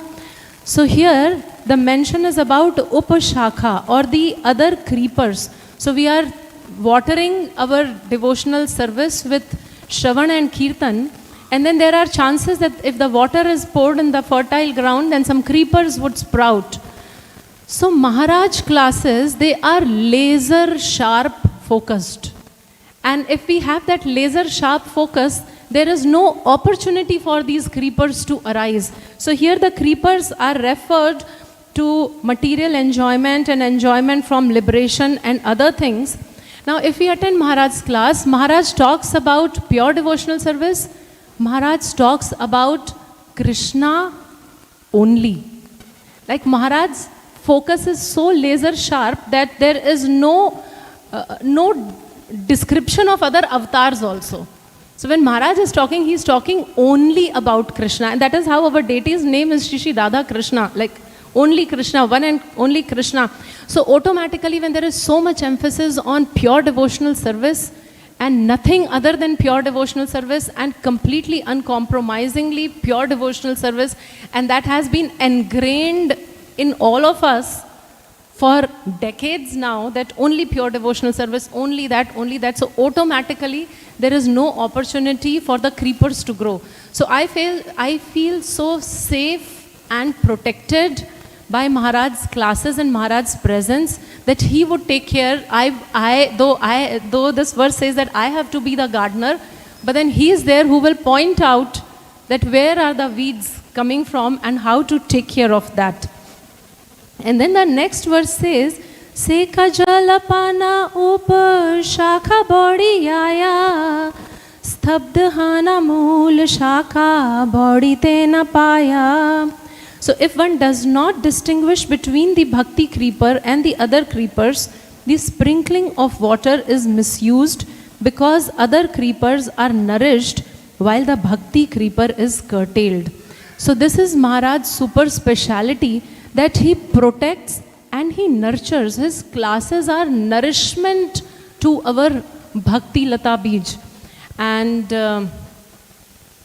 like I'm sure most of us would have not read 150 books cover to cover. Maharaj has written, or rather translated, more than 150 books cover to cover.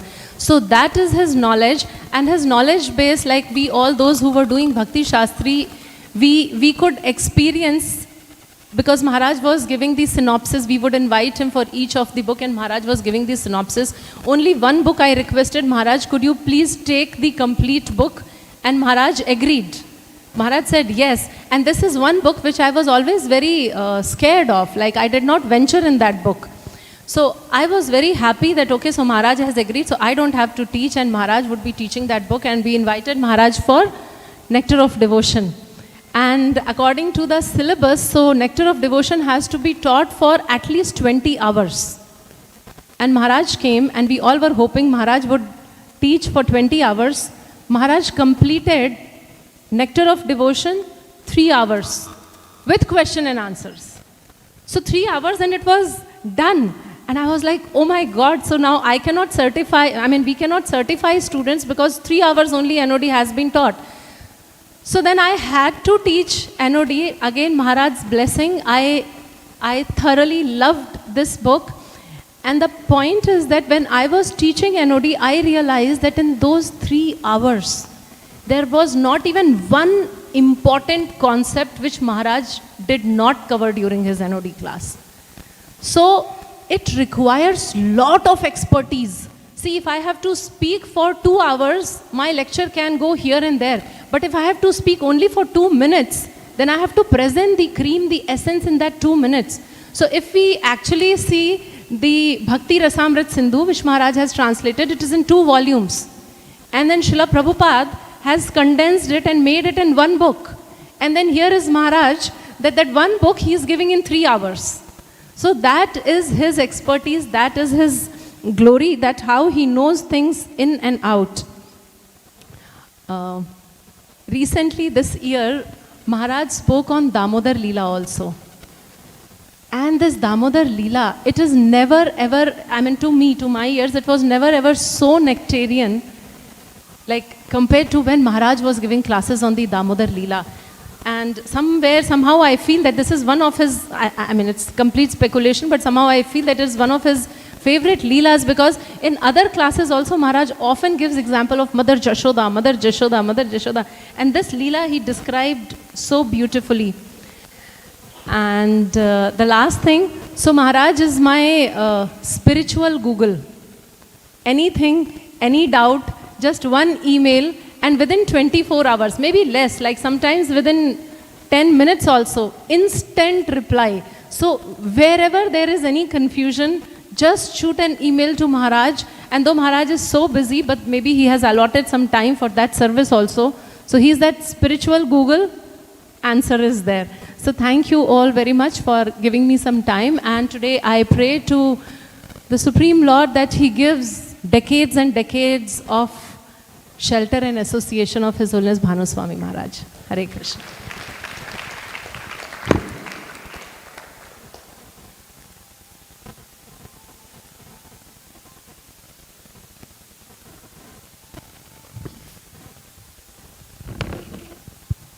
Hare Krishna. Namo Vishnupadaya Krishna Prastaya Putale Srimade Bhanu Swami Maharaj iti namine. So Mataji was telling about that elephants front. So I got, actually I could realize how the elephants are so natural. Because it was personally selected by Maharaj. Yes, everyone was taking selfie, not even children, the adults, everyone. But 2 days back, it was so natural that when the children are afraid of going near the elephant, one child was crying when their parents were taking the child to nearby the elephant to take photo. She said, I will not come, elephant near, I will not come. So it is so natural that how Maharaj selected that elephant. Because earlier they were thinking that we'll polish and it will be very smooth. And Maharaj, I heard that Maharaj told, no, it should be a natural stone. There should not be any polish on that. So that is the meticulously Maharaj thinks everything about that. And then in each and every class, Maharaj generally don't miss about stressing the Harinam. What is the importance of chanting the holy names? And most of the classes, he links how through the Ajnana Sukriti we will get through the Harinam is Ajamila, he will quote. Without quoting Ajamila, most of his classes will not go about the Harinam.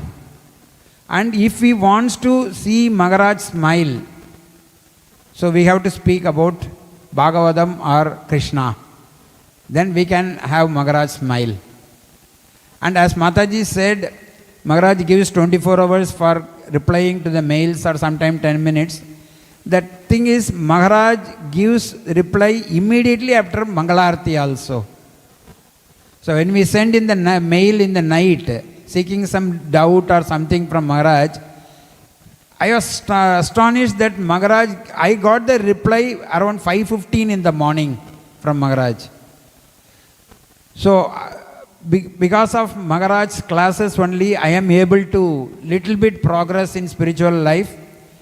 I want Maharaj's blessings that I attend all his classes offline. Even though I am attending online most of the classes, I seek Maharaj's blessings so that I attend regularly Maharaj's classes offline in the temple. Hare Krishna. Wonderful, Prabhu. Precisely on time. I request when you speak more, you are eating others' time. That's it. Be careful.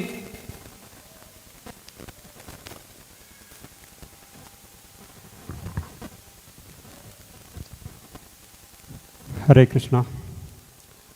From Maharaj, many wonderful things like more than 150 books are translated. This wonderful temple manifested, and his health, he is maintaining his health so wonderfully. So many people are benefited by his association. The key secret of all these things, what I feel, Prabhupada used to say, one has to take shelter, and he gives the definition. Shelter means taking the process. It is not a person, it is taking the process.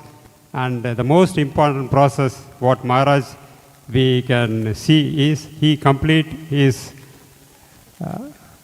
chanting before 7:30. So that is, we can learn from Maharaj that everyone try to finish his chanting at least, not 7:30, but at least before breakfast. Then it will produce many wonderful things, like how from Maharaj many wonderful things comes out. From you also many things will come out. Hare Krishna. Thank you, Maharaj. Hare Krishna. Thank you, Prabhu. Again, an announcement. Anybody who would like to donate for this Vyasa Puja Mahotsav can come to Jai Krishna Chandra Prabhu and please donate. Also, we are renovating his room. The room will be ready by in couple of days.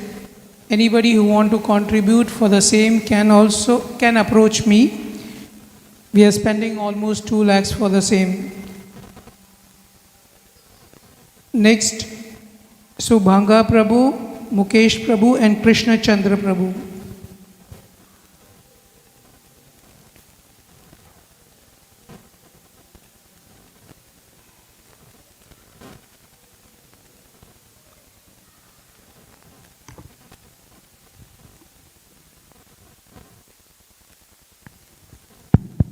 Hare Krishna. Om Ajnanaatimirandasya Jnananjana Salakya Chakshurunmita Hina Tasmai Shri Guruvena. I have made some small message to make it more crisp. So I'll just read out. Today we are all very happy to celebrate our dear Bhanu Swami Maharaj Vyasa Puja festival. My first and foremost thanks to our Srila Prabhupada and our Guru Maharaj for giving us His Holiness Bhanu Swami Maharaj as a Shiksha Guru. We are really indebted to them. Bhanu Swami Maharaj is very merciful to all of us, keeping up a very cordial and appropriate relationships. Maharaj spent most of his valuable time and energy in translating Acharya's Granthas for us, in spite of many other engagement and commitment. Maharaj has translated more than 150 Acharya's works in English, which are only available in Sanskrit and ancient Bengali language and rarely available. Maharaj says, whoever has completed studying of Srila Prabhupada's books, they can study these Acharya's books for a detailed and deeper understanding of scriptural knowledge, what Srila Prabhupada has already given us. One of our senior devotees was expressing that pure devotees' association along with their causeless mercies by hearing Srimad Bhagavatam from them and with an opportunity to serve the pure devotees is the best situation for a devotee for a quicker and steady advancement in Krishna Bhakti process. That way, our Chennai devotees are very, very fortunate to have association of pure devotee, His Holiness Bhanu Swami Maharaj, and get exposed to the mercy of Maharaj by hearing Srimad Bhagavatam from his lotus mouth. The best way to serve him is to study those books appropriately and implement those knowledge to strengthen our sadhana, and also distribute these Acharya's books to the deserving devotees who has completed Srila Prabhupada's books and anxiously waiting for detailed and deeper understanding. Hereby I pray to the Lordship for a long healthy life for Maharaj. I beg Maharaj for forgiveness for whatever offenses I have committed. I beg for Maharaj blessings to utilize all his mercies in advancing in Krishna consciousness. Hare Krishna. Hare Krishna. Devotees who are not aware, I'll tell you, Subhanga Prabhu is the one who's taking care of printing of Maharaj books, and he's making right now a go down for the same 1,000 square feet. Please say big Hari Bol for him.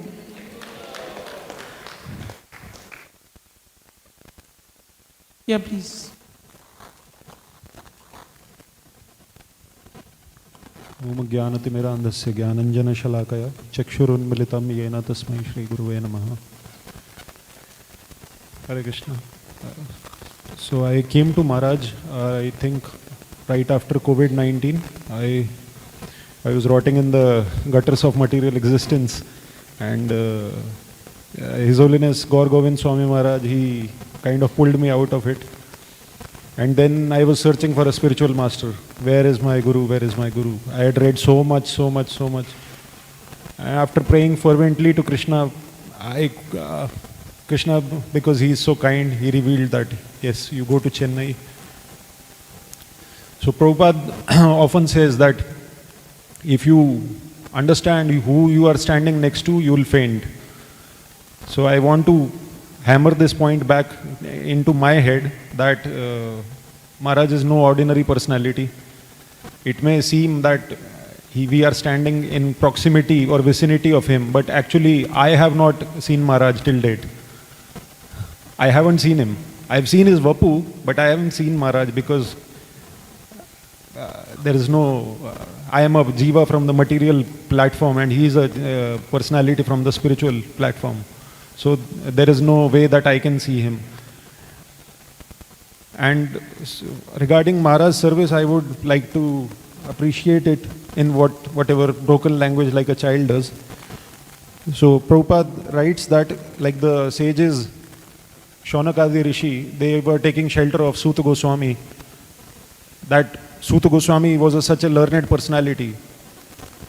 They could have elected anyone, but they elected Suta Goswami because Shaunak Rishi says that Yatha Matim and Yatha Ditam means as you have heard it and as you have realized it. So I think I might be misquoting that. So to understand this thing, we cannot hear from a neophyte. He will only speak according to his realization and his level of surrender. And I think these books, they are an attestament or a proof to that this, not even a Madhyam Adhikari can translate all these books. It's the work of some highly empowered personality, and there is no doubt to it. I was reading one this was an article by Bhurijan Prabhu. He was writing, while I had started translating Prabhupada's books, Bhanu Das was translating like wildfire. So back in the day when this movement was just starting off, Maharaj was translating like wildfire since then. So this is not news to us. So I'm just asking forgiveness for my own offenses, that I'm such a degraded jiva. And I used to think that I am such a renunciant, I have a lot of vairagya in my heart and I will this and that. But actually when I came over here, I understood I am the most worthless soul ever that Krishna has created maybe.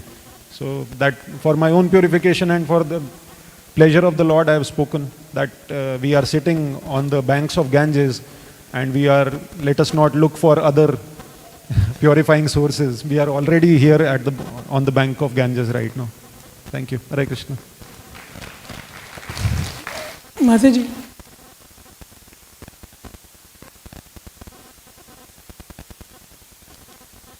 Hare Krishna, thank you very much. Now we have Krishna Chandra Prabhu, then Ram Roop Prabhu, and then Vidya Mataji.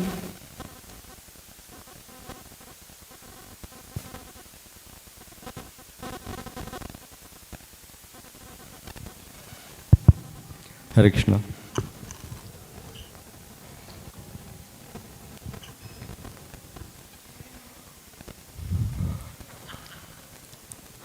Prasanna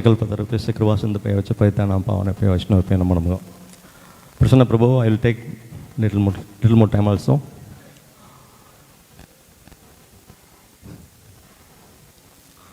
His Holiness Bhanu Swami Maharaj Vyasa Puja Maha Maha Ursav Ki. So இப்போ பானு சுவாமி மகாராஜோட க்ளோரிஃபிகேஷனுக்கு முன்னாடி temple committee members his grace Rangakrishna Prabhu, Amarender Prabhu, Ajit Gopinath Prabhu, Jayagopinath Prabhu எல்லாத்துக்குமே வந்து நான் ஒரு வேண்டுதலை வந்து இங்கே நான் பதிவு பண்ண விரும்புகிறேன். சில வரிகள் இருக்குது. குறுக்கு வழியில் வாழ்வு தேடும் திருட்டு உலகமடா. நிறைய தமிழ் தெரியாதவங்களுக்கு யாராவது பக்கத்தில் சொல்லி கொடுத்துருங்க. ஸோ இந்த மாதிரி தான் நம்ம வாழ்க்கை போயிட்டுருக்கு. இது எப்படி தீர்றது, இது எப்படி தவிர்க்கிறது அப்படிங்கிற ஒரு விஷயத்துக்கு வந்து நம்ம ஆச்சாரியர்கள் வந்து இங்கே அவதாரம் எடுத்திருக்காங்க.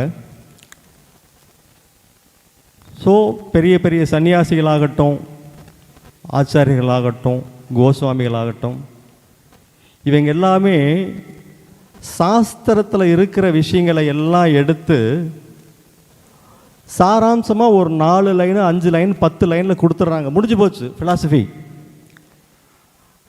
ஆனால் நம்ம அதை புரிஞ்சுக்கிறது இல்லை. 1வது போகிறோம்,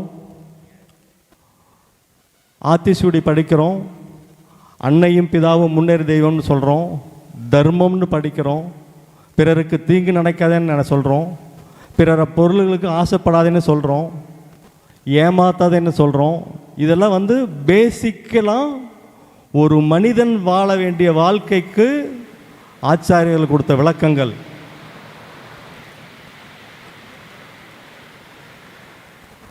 காலம் ஆக ஆக படிப்பு மேலே மேலே போகுது. 10th படிக்கிறோம், +2 படிக்கிறோம், டிகிரி படிக்கிறோம், அதுக்கு மேலே மாஸ்டர் டிகிரிஸ் எல்லாம் படிக்கிறோம். ஆனால் இந்த 1வது 2வது படித்த பாடங்களை வந்து நம்ம வாழ்க்கையில் வந்து மறந்துடுறோம். அதுதான் ஒரு நிதர்சனமான உண்மை. ஸோ இங்கே நான் திரும்ப என்ன ஒரு கோரிக்கை வைக்கிறேன்னா, நம்ம கமிட்டி மெம்பர்ஸ்க்கு இது அவங்களோட கடமையும் ஆகும். எப்படின்னா, ஒரு தீட்சை எடுக்கும்போது சாட்சாத் பகவானே வந்து அந்த ஆச்சாரியர்கள் ரூபத்தில் வந்து தீட்சை கொடுக்குறாங்க. அந்த தீட்சை கொடுக்கும்போது சும்மா கொடுத்துறதில்ல, அதுக்கு 1008 ரூல்ஸ் போடுறோம், அதெல்லாம் கடைப்பிடிக்கிறோமான்னு பார்க்குறோம். அந்த தீட்சை மாலை குருவோட கையால் எடுத்து நமக்கு வழங்கும்போது 10 அஃபென்சஸ் வந்து ஒரு 10 அவதாரங்களை படிக்கிறோம். அந்த அஃபென்சஸில் வந்து எப்படி இருக்கணும் சொல்லி ஃபுல்லாக 10 அஃபென்சஸ் எல்லாருக்கும் தெரிஞ்சிருக்கும். ஆனால் அதில் வந்து என்ன சொல்கிறது இல்லைன்னா, நான் பொய் சொல்ல மாட்டேன், நான் திருட மாட்டேன், நான் ஏமாற்ற மாட்டேன், இப்படிங்கிற விஷயங்களெல்லாம் சொல்லி இருக்காது. ஆனால் அதுவும் வந்து அதில் அடங்கும். அதனால் நான் நிறைய கேள்விப்பட்டிருக்கேன். அந்த டிவோட்டி இப்படி பண்ணிட்டாரு, என்னை ஏமாற்றிட்டாரு, இந்த டிவோட்டி அந்த பணத்தை வாங்கிட்டு இல்லைன்ட்டாரு அப்படின்னு சொல்லி நிறைய கேள்விப்பட்டிருக்கேன். அது கேள்விப்படும்போது அது சாதாரணமாக போயிடுது. பர்சனலாக வந்து நம்ம அனுபவிக்கும் போது, பாதிக்கப்படும் போது, ஆஹா இதையெல்லாம் வந்து நம்ம ஏன் 10 அஃபென்சஸில் வைக்கக்கூடாது, அது வந்து முறைப்படி கமிட்டி மெம்பர்கிட்ட சொல்லி, இனிமேல் ஒரு தீட்சை எடுக்கிற ஒரு டிவோட்டி அவர் வந்தார்னா அவர் யார், அவர் ஹிஸ்ட்ரி என்ன, இவன் எப்படிப்பட்ட கேரக்டரு, இதெல்லாம் தெரிஞ்சுட்டு வந்து தீட்சை கொடுக்குற மாதிரி பணிவிட கற்றுக்கொள்கிறேன். ரங்ககிருஷ்ணன், இந்த கோரிக்கை ஓகே தானே? இந்த கோரிக்கை ஓகே தானே? ஓகே. இல்லை இருந்தாலும் வந்து இது காமனாக எல்லாருக்கும் உண்டானது தான். Glorifying okay.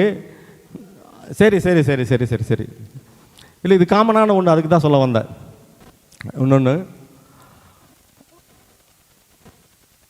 பானு சுவாமி மகாராஜ் அவர் வந்து ஒரு நடமாடும் யூனிவர்சிட்டி. உங்களுக்கு எல்லாம் தெரிஞ்ச விஷயங்கள் தான். ஆன்மீக சந்தேகங்கள் மட்டும் இல்லை, மீதி எந்த விஷயங்களாகட்டும், அது பில்டிங் சம்மந்தமாகட்டும், டெய்ட்டி சம்மந்தமாகட்டும், ஆல் ஓவர் த வேர்ல்டு எந்த இடத்துல எந்த சந்தேகங்கள் வந்தாலும் வந்து நம்ம ஹிஸ்கோன்ஸ் பானு சுவாமி மகாராஜ்கிட்ட கேட்டாச்சுன்னா அதுக்கு விடைகள் கிடச்சிரும். அந்த விடைகள் கூட சாதாரணமாக சும்மா ஒரு வரி 2 வரியில் தான் இருக்கும். ரெண்டாவது இன்னொரு விஷயம் என்னென்னா,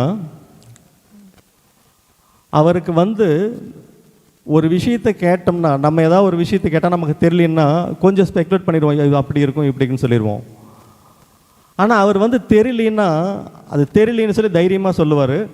அது ரொம்ப என்னை மிக கவர்ந்த விஷயம். எப்படின்னா, ஒரு தடவை அவர் ரூம்குள்ளே போகும்போது ஒரு சந்தேகத்தை கேட்குறேன், மகாராஜ் இந்த மாதிரி வந்து மலர்கள் எல்லாம் இருக்குது, பூக்கள் எல்லாம் இருக்குது, அது வந்து பகவான் காலத்தில் அலங்கரிக்கப்படுது, அது எவ்வளோ பெரிய பாக்கியம் செஞ்சது, இதனோட பின்னணி என்ன, இது என்ன ஹிஸ்ட்ரி, இது என்ன, இதில் விஷயம் என்ன சொல்லுங்கன்னு கேட்கும்போது ஒரே வார்த்தை எனக்கு தெரியலேன்ட்டார்.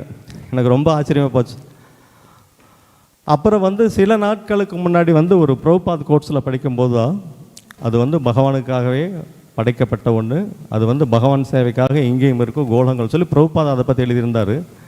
ஸோ இவ்வளோ விஷயங்கள் தெரிஞ்சிருந்தும் கூட ஒரு விஷயம் தெரியலன்னா அது ஓப்பனாக அவ்வளோ தைரியமாக சொல்லிடுவார்.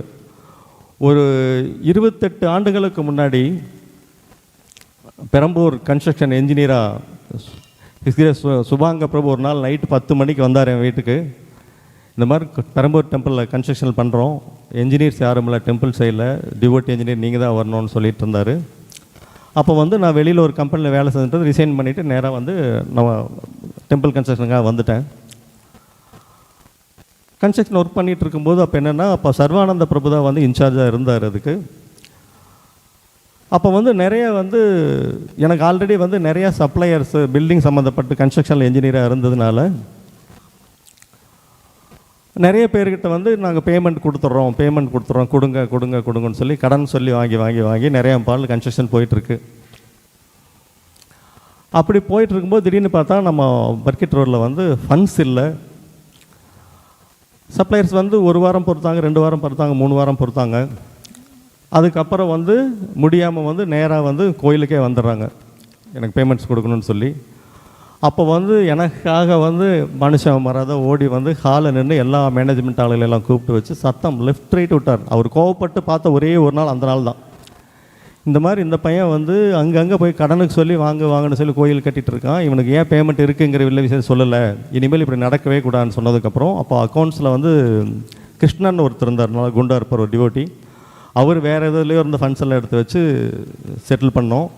இன்னொரு விஷயம் என்னென்னா, எந்த ஜென்மத்து புண்ணியமாக எனக்கு தெரியாது, இங்கே இந்த கன்ஸ்ட்ரக்ஷனில் நான் இன்ஜினியராக இருக்கும்போது பானு சுவாமி மகாராஜுக்கும் என்னோடய குரு மகாராஜுக்கும் ரெகுலராக அவரோட ட்ரெஸ்ஸுகளை வந்து நான் தான் துவைப்பேன். நான் துவைச்சி முடித்து காய போட்டு எடுத்து வச்சதுமே வந்து ஆனந்த கேசவன் ஒரு டிவோட்டி இருந்தார், பிராமன் டிவோட்டி, அவர் தான் வந்து எடுத்து அயன் பண்ணி வைப்பார். ஸோ ஒரு தடவை இதே மாதிரி வந்து 2015 வந்து மாயாப்பூரில் வந்து நம்ம டெய்ட்டிஸ் இன்ஸ்டலேஷன் நடக்குது, பஞ்சதத்துவ இன்ஸ்டலேஷன் நடக்குது. அப்போ வந்து அபிஷேகம் மகாராஜ் பண்ணுறாரு. அபிஷேகம் பண்ணி முடிச்சுட்டு அவரோட பாடிக்கும் அதுக்கும் அப்படியே வர்றாரு. சும்மா ஜெய்ஜாண்டிக்காக மிக பிரம்மாண்டமாக இருக்குது. வரவும் போகிறவங்களாம் அவங்கள தான் பார்க்குறாங்க. அப்போ நேராக அவர் அப்படியே ஈரத்துணியில் போகிறாரு மகாராஜ் ரூமுக்கு. அப்போ நான் போகிறேன். அப்போ நான் போகும்போது தேவகி மாதாஜி இவங்கெல்லாம் வந்து கொஞ்சம் டொனேஷன் கொடுத்து மகாராஜ் கையில் கொடுங்கன்னு சொல்லும்போது நான் நேராக மகாராஜ் ரூமுக்குள்ளே போகிறேன். உள்ளே போனால் துணி துவைச்சிட்ருக்கேன். அவரோட துணியில் அவரே துவைச்சிட்ருக்காரு. மகாராஜ் நான் துவைச்சிட்றேன், நீங்கள் வாங்கன்னா இல்லை நான் முடிச்சுட்டேன், நீ போய் மற்ற வேலையை பாருன்னு சொல்லிட்டு சொன்னார். ஸோ இன்னும் வந்து அவரோட பொருள்களில் வந்து நிறைய இருக்குது. இதுக்கு டைம் போதாத காரணத்தால் இத்துடன் முடிச்சுக்கிறேன். இனிமே இந்த நல்ல வாய்ப்பினை தடுத்த கோயில் நிர்வாகிகளுக்கு நான் மிக மனமாத நன்றி தெரிவிச்சுக்கிறேன். Hare Krishna. Thank you very much, Prabhu. Before Ramru Prabhu, which is next, Jai Kumar Prabhu wants to glorify. He says, give me 1 minute, special in between. Hare Krishna. So Maharaj is a sadhu. I don't know, many things happens, many devotees do a lot of mistakes, but Maharaj is unaffected. Maharaj understands that he has done this mistake, that mistake. He will not get excited. Slowly he will tell this has to be done. And so that's a very, very important point, that he's a real sadhu. If see, for seeing a sadhu, we have to go to Vrindavan, Mayapur, not required. In Chennai, we have a living sadhu with us. Second, whenever he explains his sequence, he'll go step by step. Suddenly you will see in short time, as Sukriti Mataji said, in short time he'll finish the topic with all the things. So that's one very good thing. We are very lucky to have Maharaj like that. Third, his physique. If you see his physique, it's amazing. I think from all the people here, all the devotees here, he is the most dynamic personality we have seen. Hare Krishna. Thank you, Prabhu. Now we have Ramrup Prabhu. Is there, Prabhu? Prabhu. And then Vidya. Then we have a special speaker, Swaminathan Prabhu. He is going to glorify Maharaj. I have seen him speaking once in my life in temple.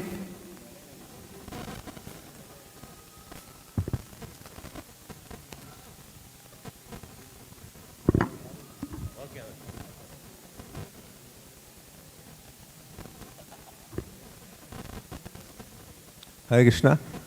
Whatever I say is a few information as well as which my own experience which I had with about Maharaj in my life. So after I came to Krishna consciousness, I joined in Burkitt Road. At that time, I used to have Sunday evening class. I used to go for the Sunday evening classes. At that time, whenever Maharaj comes and speaks Bhagavad Gita class in Sunday evenings in Burkitt Road, I was not able to understand anything. The way Maharaj accent, the way Maharaj presentation of Bhagavad Gita, I was not able to follow. Then Sumitra Prabhu used to go when Maharaj is not there. Then very nice class. So I was feeling very happy to hear Sumitra Prabhu classes.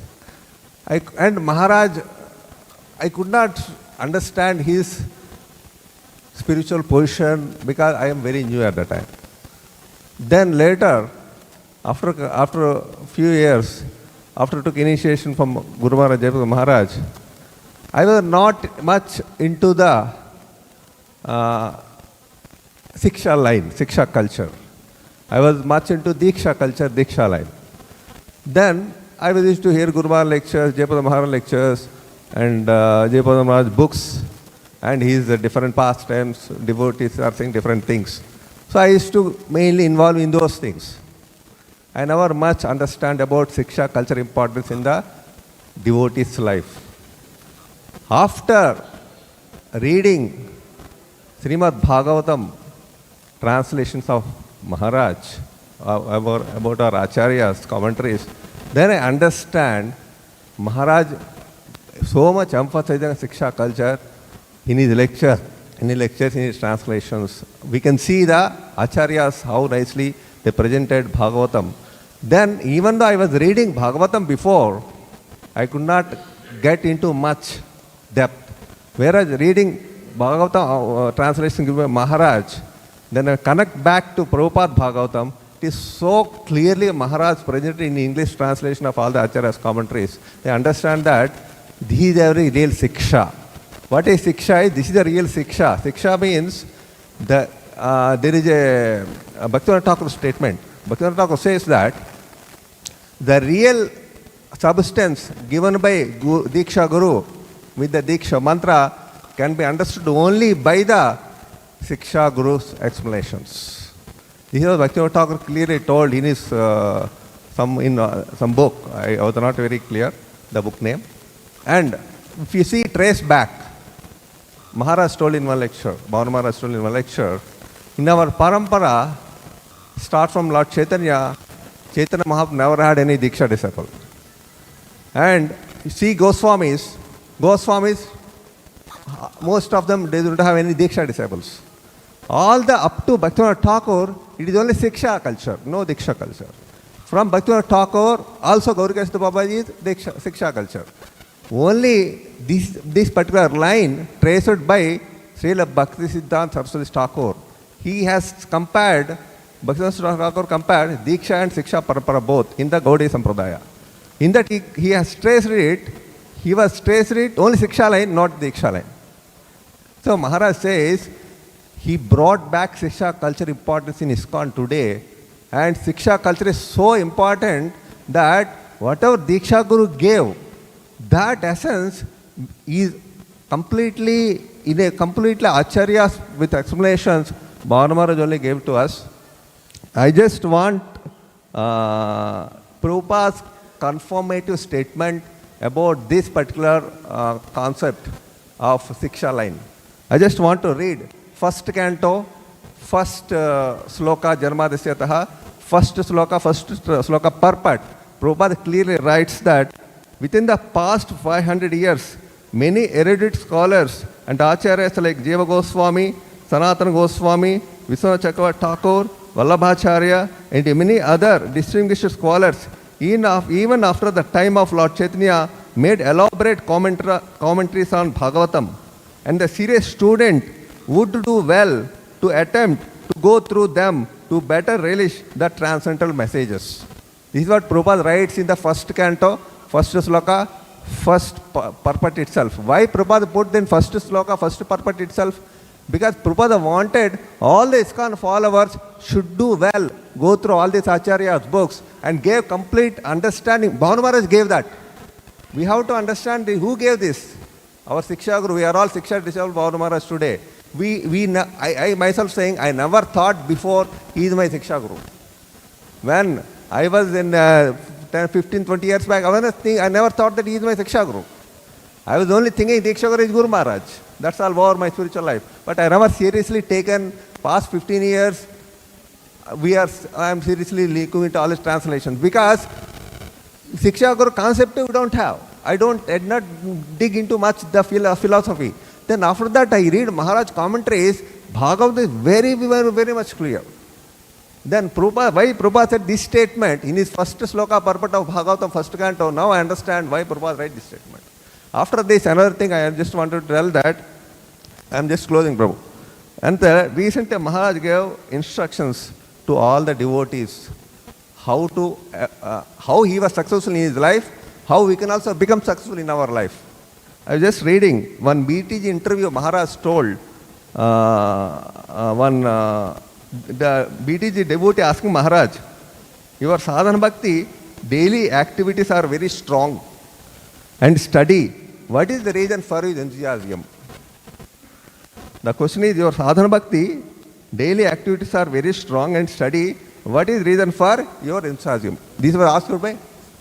Yeah. Then Maharaj said the answer, doing certain activities in a certain time of the day, again and again, is the process for cultivating bhakti. When we are doing fine with our daily activities, it is easy for us to develop Krishna bhakti. This is my reason for my enthusiasm. This is Maharaj told the answer for this question. And also very strong answer in another question of BTG devotee Maharaj gave. Many devotees doesn't have any goals. Maharaj said clearly. And they were not unsteady in their daily practice. And Maharaj said, people wanted to stay in the material world and also wanted Krishna. And Maharaj says that this means that their goals are shattered. And Maharaj said, due to this clash, they were not able to study in their devotional service. Maharaj said, please dedicate your complete life for the sake of Krishna. Forgot completely about this material world. This is Maharaj's instruction to all of them. Then only you become firm in the bhakti. So these two instances I just wanted to share. And many devotees has a question that whether Prabhupada told, because people are asking me, Prabhupada told really Maharaj to go to write all these translations. And two instances I shared actually. In one interview of Maharaj clearly told that Prabhupada told me in a general way, go through Gaudiya philosophy. And present. This is what Prabhupada told to Maharaj one time. Another time Prabhupada told, saying that Maharaj saying, Prabhupada ordered me to go completely into Gaudiya philosophy and explain. This is what Prabhupada ordered him. So that's why Maharaj is carrying all these translations today.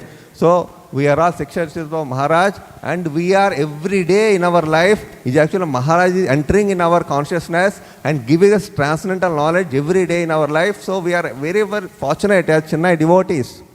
And we are so much happy that with his lectures and books today, we are understanding what is Prabhupada given to us. What Prabhupada given to us, through Bhanu Maharaj, I could understand. What Prabhupada gave the Acharya substance, all the Gaudiya Acharya substance in a very systematic Prabhupada made in Chaitanya Charitamrita Bhagavatam. But how I understand? I understand through presentation of Maharaj, his lectures. Thank you very much. Hare Krishna. Hare Krishna. Now we have Vidya Mataji, followed by Swaminathan Prabhu, then Sumudra Sham Prabhu.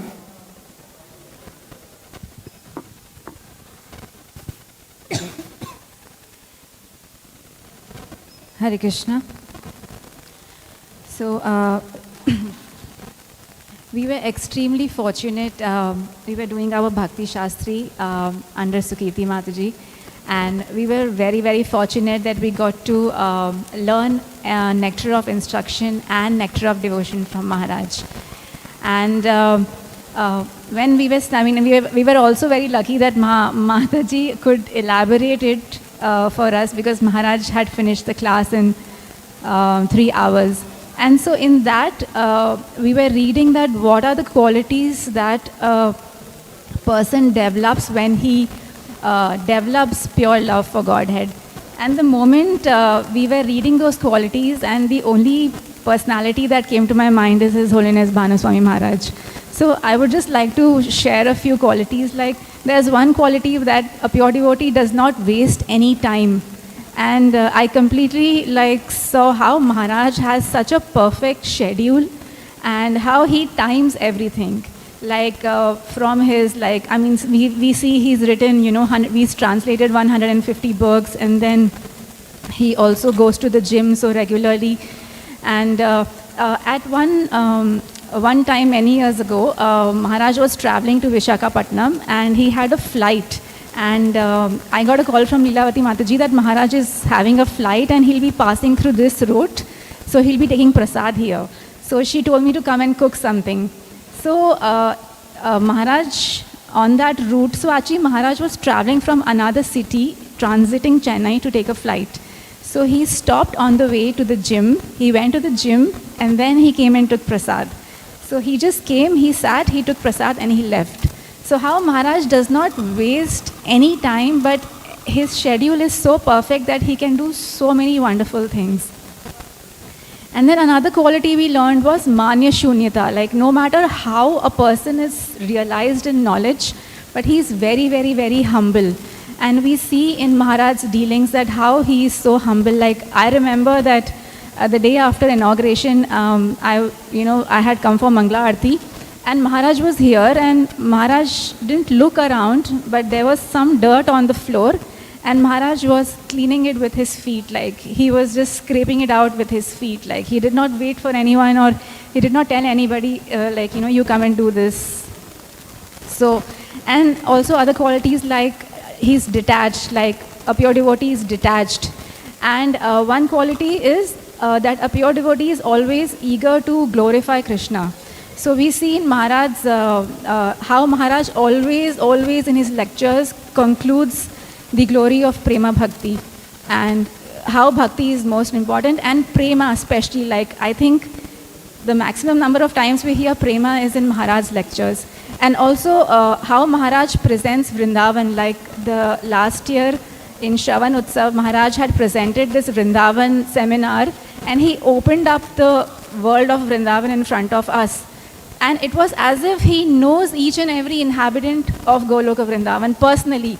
Like, the way, like, so casually, like, this gopi, that gopi, this. Like, it's so casual, like as if he knows all of them, So that was these qualities. And then there's one quality of pridelessness and tolerant. Like, no matter what the situation is, the person is calm. A pure devotee is calm. He is not affected by outside circumstances.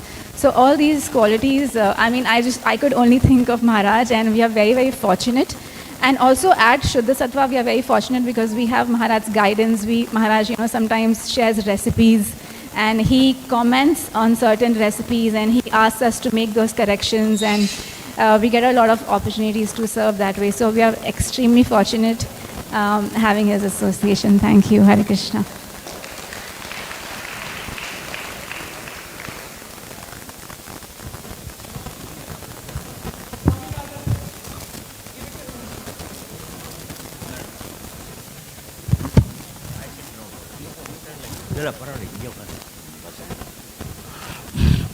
Banu Maharaj ஒரு வாட்டி என்ன சொன்னார்,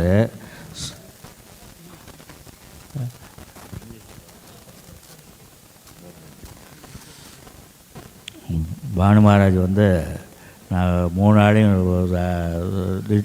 சேவை பண்ணுவேன் அங்கே டிஎன்ஆரில் இருக்கும்போது. குரு பூஜை 3 நாளையும் குரு பூஜை பண்ணிவிட்டு தட்டு கொண்டு வைக்க போது, வாட் இஸ் ஏ சுவாமிநாதன் அப்படின்னாரு. I am Guru plate Maharaj, making Maharaj. He said, laughing. Then afterwards, Swaminathan, you are around to chant. I am 16 around Maharaj. நான் 16 chant பண்ணணும்னு சொல்கிறதான் அவர் தட்டு கொண்டாந்து மத்தியானம் ராஜபோகத்தை தட்டு கொண்டாந்து இங்கே வைப்பார். சுவாமிநாதன் டிஷ் வாஷ் அப்படின்னாரு. ஓகே, நான் மாறா தட்டெல்லாம் கழுவி மாறா தட்டெல்லாம் தண்ணி ஊற்றி எல்லாம் பண்ணேன். அதே மாதிரி okay Maharaj, I finish washing finish. Then what to do Maharaj?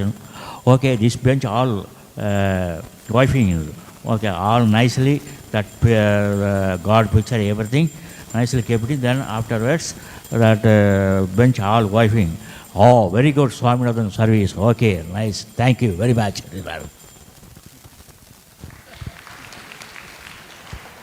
Hare Krishna.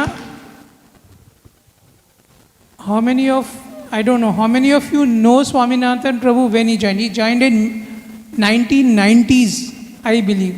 That's what I was told just now, because I have seen him last 21 years. Prabhu is a very good mridanga player. I don't know now, it doesn't happen, but initially all aartis he used to play mridanga. All aartis. His name is Swarupa Keshav. Swarupa Keshav Prabhu. Swarupa Keshav Das. Swarupa Keshav Das.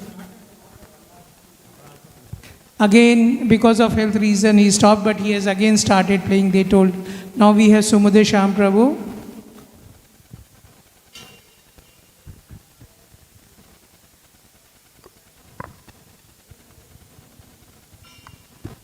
Namo Om Vishnupadaya Krishna Krishnaya Budale Srimade Bhanu Swami Dinhamine.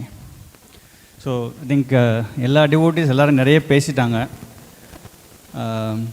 But when we look at the Bhanu Swami Maharaj, we say that Bhagavatam is the summum bonum of all the scriptures or essence of the Shastras. Bhanu Swami Maharaj is also the essence of all the scriptures. How we can say that is, whenever you give a class, right, the step by step, how the flow of the class will be very systematically we can understand. At the end of the class, we will not say without concluding, we will not conclude the class without talking about Prabhupada and then Holy Name and then Chaitanya Mahaprabhu. Any class, whatever the class it may be, whether it is a Bhagavatam class or Bhagavad Gita class, any class, wherever he goes, or even any interview. One of the interview, the person was asking, what is the message to the people? That he was saying that like we are very fortunate. We got the Prabhupada and then ISKCON movement and then Chaitanya Mahaprabhu and then Holy Name. I think we have to tightly hold it. So he is the essence of all the scriptures. And then we can talk about his qualities, like all the 26 words of the English letters, but just I have taken the self. When I say yes, it is very simple. I think we all know that he don't expect anything as a written or he just does the lot of very simplicity. And also, I think some of the devotees are saying, I think Amarendra was saying that during the inauguration, Maharaj was cleaning. We think that, I think I'm a devotee, I'm practicing, I'm doing those so-and-so service. But when it comes to the menial service, we try to away from that, right? But Bhanu Maharaj, in the Barkit Road, if you remember, the Prasadam area, the right hand side of the Jagannath altar, that is a big Prasadam area where we have the, the washing area. So I think one of the Sunday, I think a lot of the stuck in that drainage, then Maharaj personally and then went and then cleaned. But we don't do that service. Today we are not getting that opportunity to do this menial service because we have the different department to do that. But I think during those days, we had, everybody has to do the service, right? That kind of thing was there. But Maharaj was personally, he was very simple and then he used to clean the places very nicely.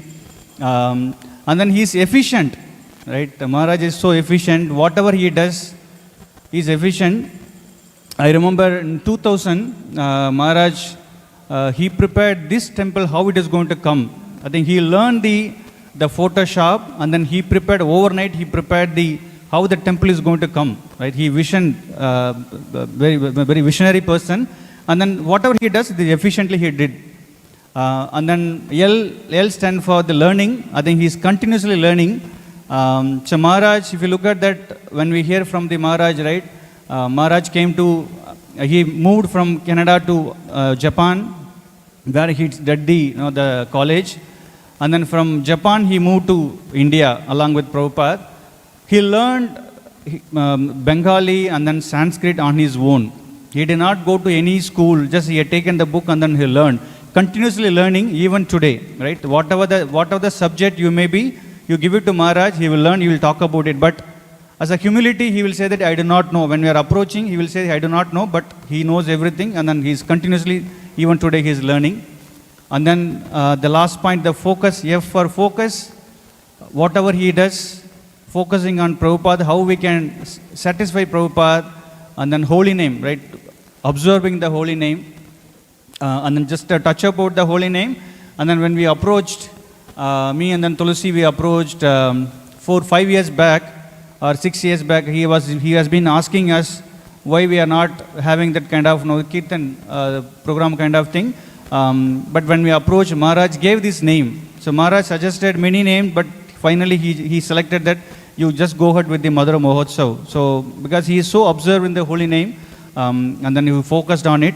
So on this auspicious day, I seek blessings for all to render the service to all the Vaishnavas and Guru Parambara unconditionally without making an offense, so that I can progress in the devotion service. One day I can be in the service of Maharaj and then all the Vaishnavas. Thank you so much. Hare Krishna. Hare Krishna. We have Balwan Advaita Das Prabhu.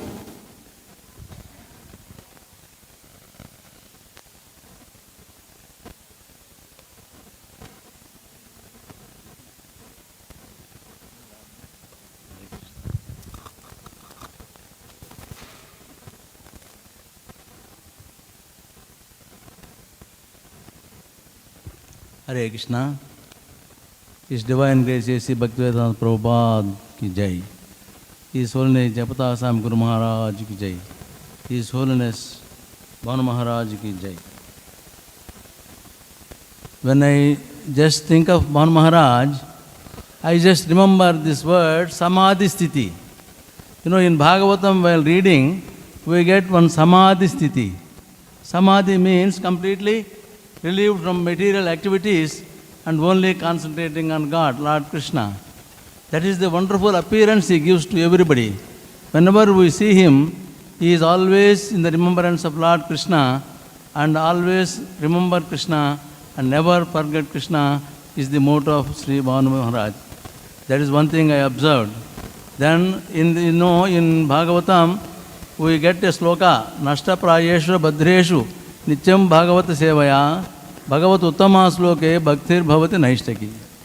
That means we have to hear Bhagavatam from a bona fide spiritual master, and we are very fortunate to have him, and daily hearing in YouTube or in presence, we are able to hear Bhagavatam through his lectures and all that. Then one more thing just I want to tell, regarding Paratattvam. Paratattvam is Lord Krishna, who is understood in 3 stages. That is Nirakara Brahman, Udayastha Paramatma, and then Bhagavan. So you just closely observe the eyes of, Bhanu Maharaj, you will be able to realize that. I personally experienced, whenever I see him closely, we see all these three stages. That is, we are able to see Paramatma in him. And also, as everybody told, he is in our Shishashtakam. We have got Trunadapi, Sunichena, Taroriva, Sayushnuna, Amanina, Manadhena, Kirtaniyaha, Sadaharihi. This is the perfect example of Bhanu Maharaj. So, with hearty tributes to Bhanu Maharaj, because lack of time, I don't want to prolong. Thank you very much for having given me this opportunity. Hare Krishna. Hare Krishna, thank you very much, Prabhu. We are on time. We have Amrendra Prabhu wants to tell about the renovation of Maharaj room, what we are doing and why we are doing it. Please come.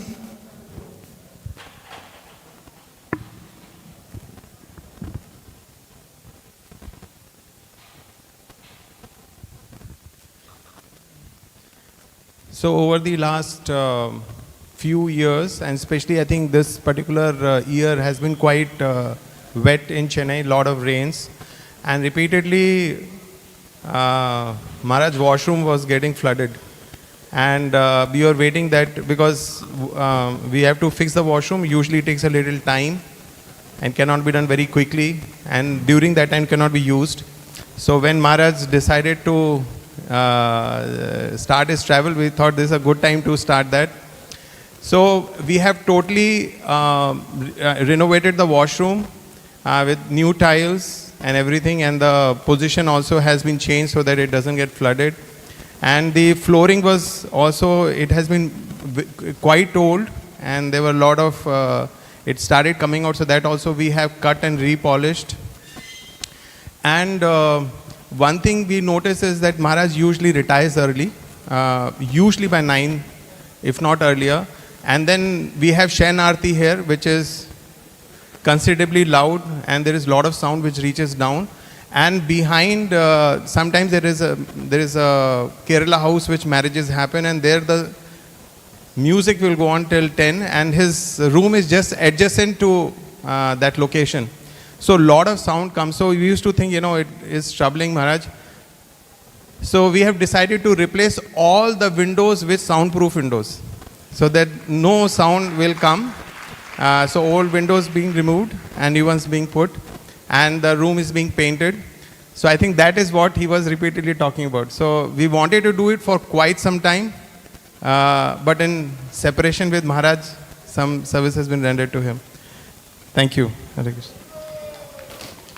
Hare Krishna, thank you very much. Now we have Rangakrishna Prabhu, and this is the last offering of the day. Thank you very much.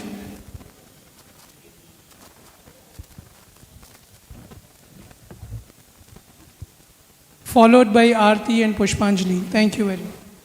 Om Jnanatimirandasya Jnananjana Shalakaya Chakshurudvilitamena Tasmai Shri Gurave Namaha. Any verse which glorifies the Guru Tattva certainly suits His Holiness Bhanu Swami Maharaj. There are so many devotees who spoke from Bhagavatam, Chaitanya Charitamrita, glorifying verses. I was just remembering by Rupa Goswami, Vacho Vegam Manasaha Krodha Vegam, Jihva Vegam, Udara Upastha Vegam, Etan Vegan Yo Vishaheta Diraha, Sarvam Apima Pratim Sasashyat. So one who is able to control the urges of the mind, control the anger, the urge to speak, eating genitals, is able to make disciples all over the world. And Maharaj is making Siksha disciples all over the world.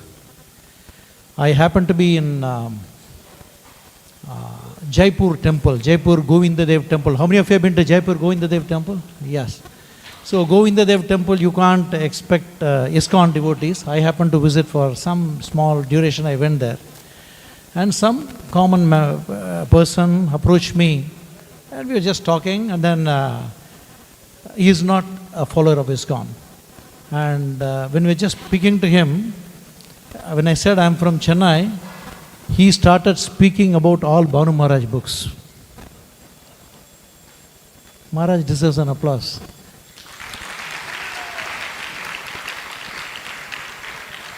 So, no way, he has nothing to do with ISKCON, nothing much. He is not an ISKCON initiator, followers and all that. But he is up to date, whereas I am not. He was just speaking about all Maharaj books. And I was also thinking, Raga Dveshu Muttaishu, Vishyan Indriya Sharan, Atma Vaishir, Vidayatma, Prasadhyam Vadikachati. One who is free from attachment and devotion, he gets the complete mercy of the Lord. Was just another verse I was just thinking. But my point is, I was just recalling the Barkit Road. How many of you were in Barkit Road temple? 1, 2, 3, 4, 5, 6, 7, 8, 9, 10. Yes. So 10 devotees. We just called Swarup Keshav Prabhu to speak. Yes, you are there. I know. You are the first. You are senior to us. So one day, Maharaj was speaking to Swarup Keshav Prabhu, and then Swarup Keshav very happily said, "Today is my birthday." Do you remember Swarup Keshav? And Maharaj called, there is one devotee called, the cook name is Purnananda, Premananda. There is a devotee called Premananda. Maharaj approached this devotee, Premananda cook. He said, make a sweet rice for all the devotees for Swarup Keshav's birthday. We don't see, how many of you have experienced Maharaj devotee care? Maharaj devotee care. It may not be visible. Avyaktani bhutani, vyaktamadhyani bharata, avyaktani tatraga. It may not manifest. But Maharaj was, this is one thing I remember. The other thing is, the devotee whom I am talking about, Premananda, he had a small child, and this devotee used to work. Those days in Barkit Road, the whole temple was small and the kitchen was too small. There was a fire accident, and the devotee's son, who is a small child, was part of the death accident. Chaitanya. Amazing. Thank you, Swarup. The situation was that he needed blood. Maharaj personally offered his blood to this devotee, Chaitanya. Probably we should seek that devotee and see how we can take his association, because we are all hearing he is having Maharaj blood. And again, it's part of devotee care. When in Barkit Road, I have not seen, but I have been told, when it comes to Rath Yatra worldwide, whose name comes to our memory? Jayananda Prabhu. There is no question. Amazing quality. And in ISKCON Chennai, when we talk about Rath Yatra means GK Prabhu. GK Prabhu. This GK Prabhu, those days in Barkit Road, even now he does a lot of services. When he was doing the services, and Maharaj, he will go and report to Maharaj, this is what he did, this is what he did. And we have all seen devotees like Rohit Prabhu extending massage to Maharaj. In the case of GK Prabhu, Maharaj personally massaged his shoulder after coming back from Rath Yatra services. There are two things here for me personally. How Maharaj is so menial for a devotee, because probably GK is one of the first and foremost devotee in ISKCON Chennai from Kilpak time. And such a wonderful relationship that he shares with Maharaj, Maharaj shares with him. Maharaj massaging a devotee is another amazing thing that is wonderful. And again, I'm going back again on the Barkit Road sweet times. Probably Srinivasa Prabhu was there, or just before that, I cannot remember now. I can be subject to correction. After every Sunday morning, devotees, is it Harish and Hari? Both of them will come. We were there in the period time. Hari and Harish. IET Hari. Harsha. So they will come by bus, and then after Sunday Bhagavatam class, they will take Maharaj in an auto to IIT, and then it was a Shiva temple or something. Some Shiva temple is there, Pulya temple. So there used to be every week program. Maharaj affection for IIT preaching is from those days, and there's a lot on our head to do that still. Hare Krishna. I remember another devotee in Burkitt Road times. He was so much interested in service. Maharaj himself facilitated his interest in sending him into a particular yatra and sponsored this devotee take care of this preaching. So Maharaj is so much about supporting the preaching. And somehow I have to have a contrast with Amarendra. Amarendra was relating a pastime where Maharaj was brought to, it was taken to the notice of Maharaj that some devotee had some apparent financial disorder. And then Maharaj, knowing this devotee, said nothing, just, there is no complaint about him, though management was concerned. But in the Burkitt Road, one time what happened, there is one devotee, it came to the attention that he misused big distribution money for his personal use, and he was inspiring other devotees to do that. The moment this was brought to the notice of Maharaj, what is the guess? I said contrast already. What did Maharaj do? Prasanna is expert in management, not sending it out. Maharaj did that. Immediately he wanted this devotee to go out.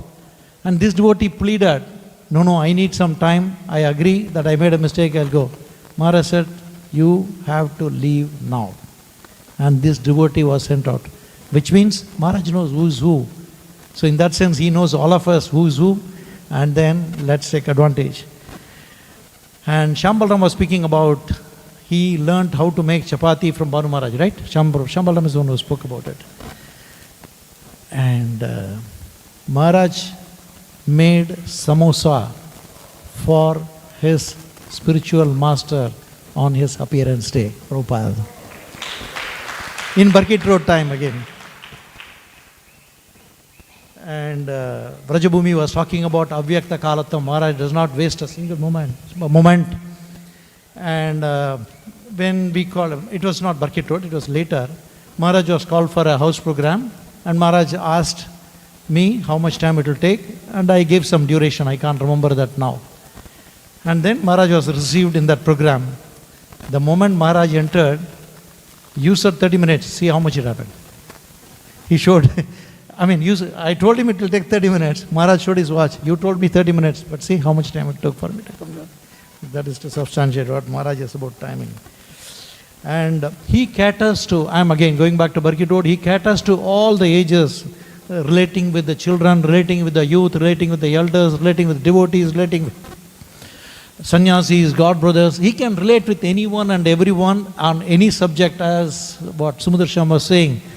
He is an encyclopedia. He knows anything and everything that anybody can discuss, and that is what makes them comfortable. I had somebody coming from the US recently, and he is not a devotee. He wanted to meet Maharaj, and we took him there because he knows about Maharaj. We took him to Maharaj, and then he could speak whatever the topic that person was speaking, could relate it so nicely well, and that person was so happy.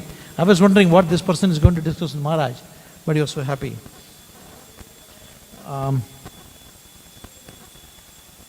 Srinath Prabhu talked about chanting by 7:30 morning. I'm not sure of the timing. We remember sweet times in Burkitt Road where Maharaj will sit today, these days in the Izia temple. Maharaj, after the Tulsi Puja, he goes back to the room. In Burkitt Road, Maharaj used to sit throughout the chanting next to, on the left side of Prabhupada, and devotees, I'm sure Dharapati would have had that experience, that Maharaj would sit throughout, and devotees had the fortune of chanting along with Maharaj after Mangala Aarti every day. What kind of a fortune is that?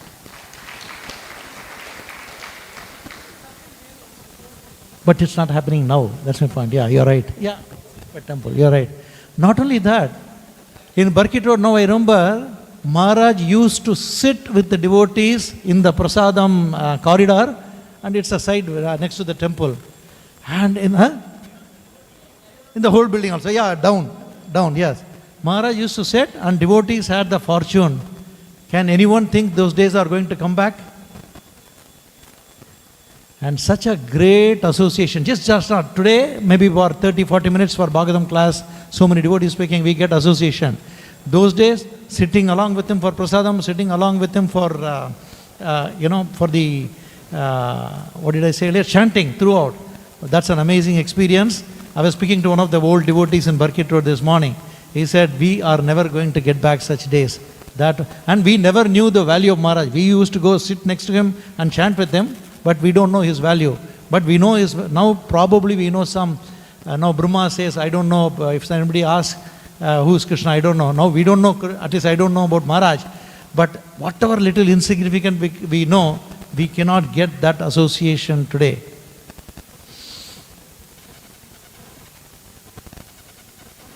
And Ramarupa was talking about reading Bhanu Maharaj books. It is so amazing, it is just a side way, I'm just saying this, that how important is Bhanu Maharaj books for us to understand Srila Prabhupada. Ramarupa Chaitanya Prabhu and his good wife and the entire family are engaged in studying Bhanu Maharaj literatures every day with a group of devotees. What kind of dedication. I have difficulty in reading an hour of Prabhupada books every day, but there is an amazing thing that I want to bring about. All in all, in fact, there is, please remember I have to speak Karunavatar's glory also. Karunavatar sent a message, I have to read it.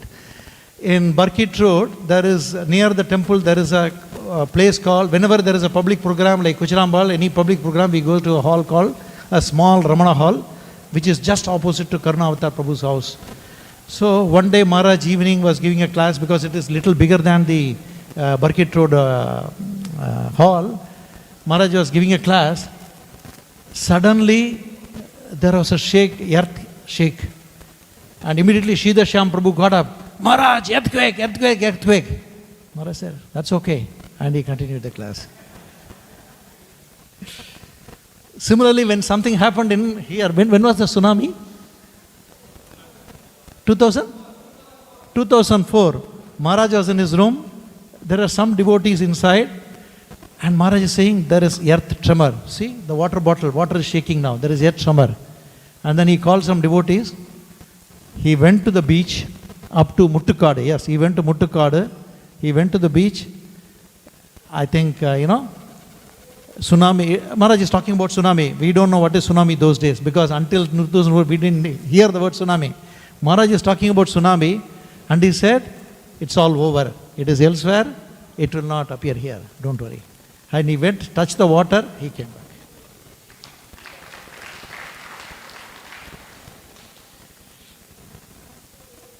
One devotee was talking about his, no, I'll close it. Today happens to be Vrajabhumi Mataji's birthday as well. Let us all chant Hare Krishna. Where is she? Vrajabhumi Mataji. Can you get up to get the blessings of everybody? Or everybody else will get up? Hare Krishna, Krishna Krishna, Hare Hare, Hare Rama, Hare Rama. Today is both Tithi and date for Maharaj. For Vrajabhumi, it's a date of birth. It's a date of birth, yes. There are many more things, but in the interest of time, I am closing it. I have Karunavatar Prabhu who wanted to come here, and because he could not come, he has sent me the glorification. 1 minute. In fact, incidentally, Maharaj is in Malaysia. Just very recently, last week, Maharaj has expressed the Mayur land also should come up. And I just spoke to some devotees here. Maharaj is very keen that Mayur agricultural land comes up nicely. Let's all chant for that also. There are many projects in the temple's hand. Let us all chant for the Mayur land.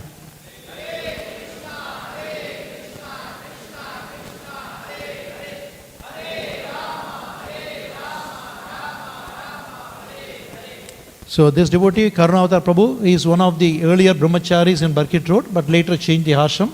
But these devotees like Karunavatar, Rajgopal, Gopal, they were all very, very closely associated as Maharaj children, own children in Barkit Road. So he said he is not able to make it and he sent it. From the times that I started coming to the temple in Barkit Road as a 8th standard student, I have seen him very friendly to the kids of my age. I did not have the maturity to understand his nature, but still he would joke and play with us. He would reciprocate the way you approach him. We used to clean his room every week. During one of those cleaning, he asked me if I read books, and I told him, sometimes I read. Then he gave me what? He gave me a page marker and said, use this. And from then he's been, Karunavatar says, I've been so happy that was the first gift that I received from Maharaj. So instruction on this is, he wants every devotee in ISKCON to read Prabhupada books and of course his books as well. And if anybody is not reading, we can arrange a gift from Maharaj as well. Is anybody who's not reading now? We can arrange a gift from Maharaj, if that will inspire us to read Prabhupada books. After I joined the temple, every day was eventful. His conversations with each devotee in the temple would be different. Some of his conversations with Swaminathan, Swarup Keshav, would be hilarious. His conversations with Nimai Prabhu were at different levels. Sometimes on crystals, sometimes on different versions of Bhagavad Gita, and how every other Acharya defined Karma Yoga, Nishkarma Yoga, Ashtanga Yoga, and so on and so forth. These topics were beyond my understanding. I would just sit and listen to them. He would let me sit and hear him. These are the small little things that matter most for an aspiring devotee. And he makes sure that kind of an attention given to the details. There are so many memories that are etched in my heart. To sum it up, we once took the 26 qualities of Vaishnava and did an analysis. They perfectly match His Holiness Bhanu Swami Maharaj. I take this opportunity to again beg for forgiveness for all the offenses that I made. Karuna Avatar Das. Hari Bol. His Holiness Bhanu Swami Maharaj ki, His Divine Grace A.C. Bhakti Vedanta Swami Srila Prabhupada ki, Gaur Premanande. Hare Krishna. Last announcement. Again, we have a fundraising table for today's Mahotsav. Anybody who want to contribute can contact Jai Krishna Charan Prabhu. Also, we are raising funds for, as told by Amrendra Prabhu, for the changes in infrastructure changes in his room. Anybody who want to contribute can come to me. Thank you very much. Hare Krishna. We will have a Aarti followed by Pushpanjali. Ladies on the left hand side, Prabhus on the right hand side. Thank you very much. Today, one announcement, please. Today's deity dress sponsored by Lata Mataji. She is here. Lalita Mataji, you are here.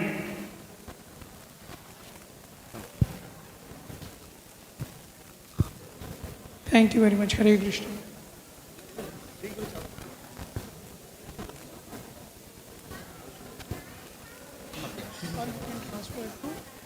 Shri Guru Charana Padma Kevala Bhakati Sadma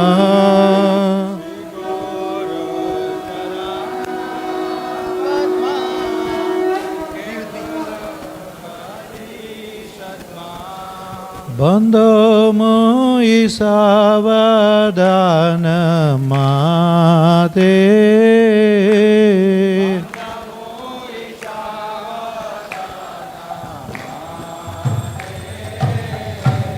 Jahar Prasade Bhai E Babaturiya Jahai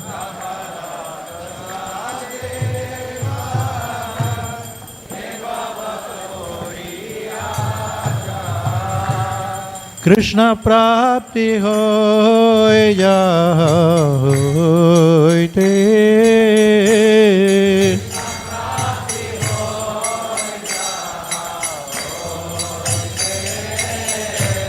Guru Mukha Padma Vakya Chitte Te Koriya Kya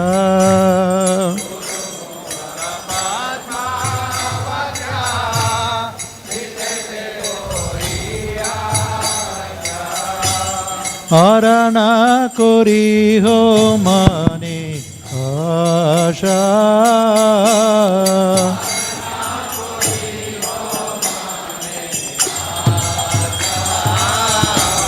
Shri Guru Charane Rati Jaise Uttama Gati ki.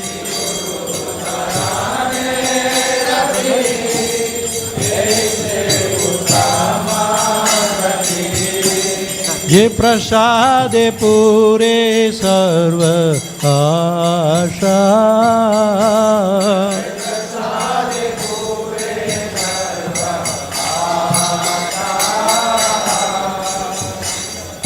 चक्षुदान दिल से जन्मे जन्मे प्रभु से.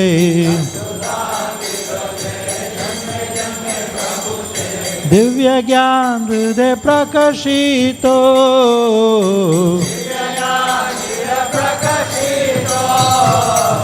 प्रेम भक्ति जाते अविद्या विनाश जाके. वेदे गाय जहर चरितो.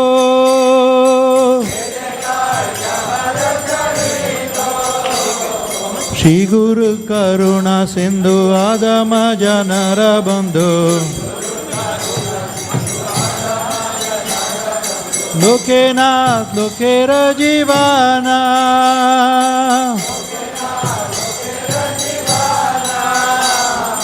आह प्रभु कर दय देह मोरे पद जय. हे बेदास गुसुक त्रिभुवना.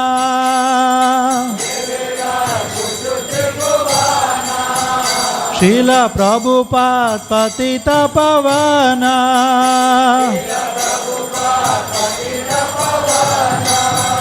जय गुरुदेवा गुरुदेवा गुरुदेवा जय गुरुदेवा.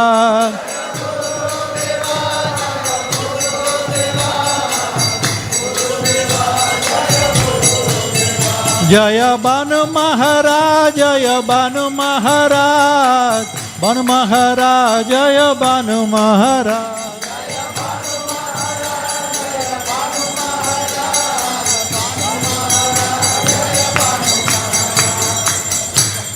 नमो विष्णुपदाय कृष्णपृष्ठाय भूतले श्रीमते भानु स्वामी इति नामिने. नमो विष्णुपदाय कृष्णपृष्ठाय भूतले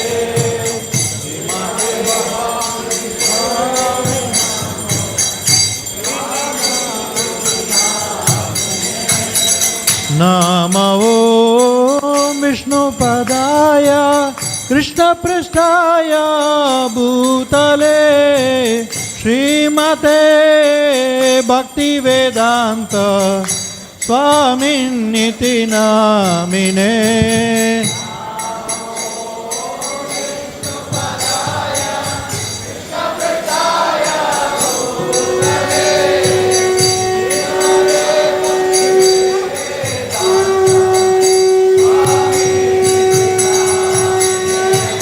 नमस्ते सरस्वते देवे गौरवाणी प्रचारिणे. निर्विशेष शून्यवादी पाश्चात्यादिशतारिणे.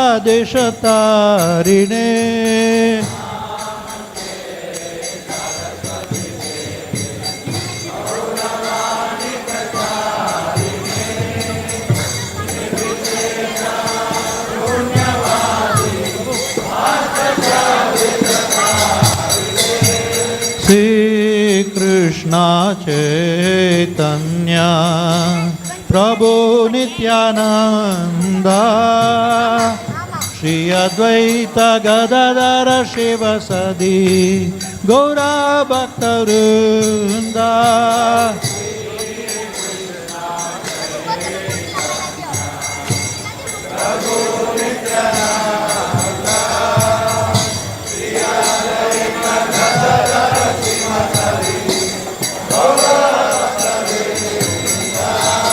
Shri Krishna Chaitanya Prabhu Nityananda Shri Advaita Gadadara Shivasadi Gaura Bhakta Vrinda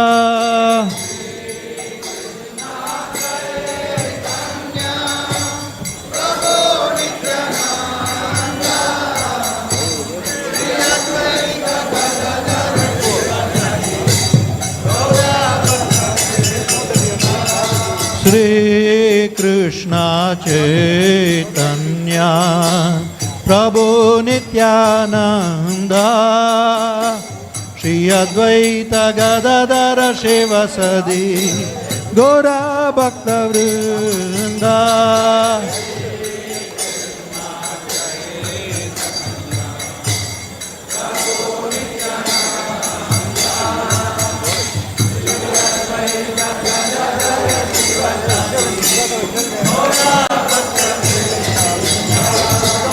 Hare Krishna, Hare Krishna, Krishna Krishna, Hare Hare, Hare Rama, Hare Rama, Rama Rama, Hare Hare.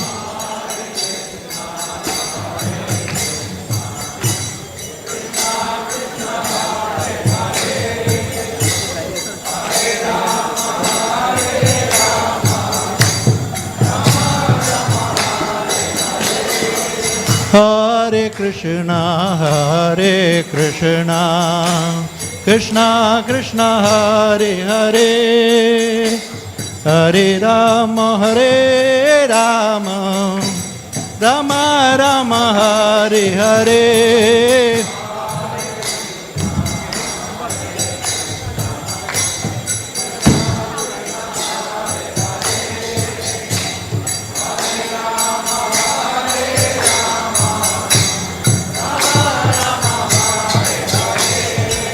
Hare Krishna, Hare Krishna, Krishna Krishna, Hare Hare, Hare Rama, Hare Rama, Rama Rama, Hare Hare.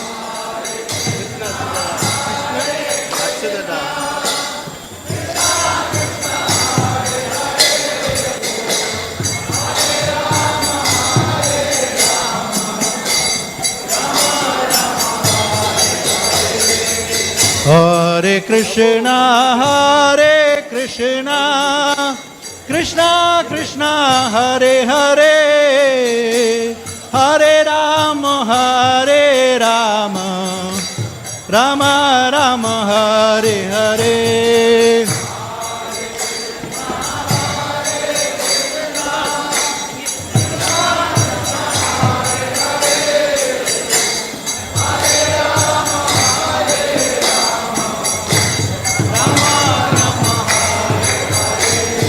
Hare Krishna, Hare Krishna, Krishna Krishna, Hare Hare, Hare Rama, Hare Rama, Rama Rama, Hare Hare.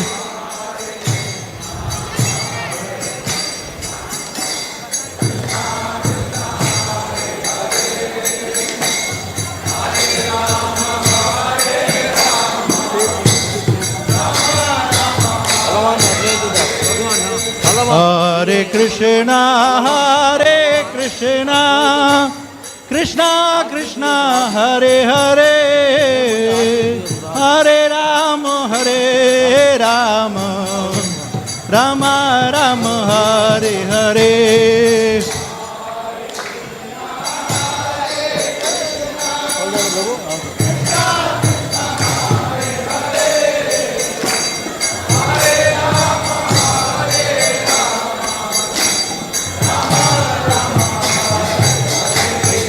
Hare Krishna, Krishna Krishna, Hare Hare, Hare Ram, Ram Ram, Hare Hare.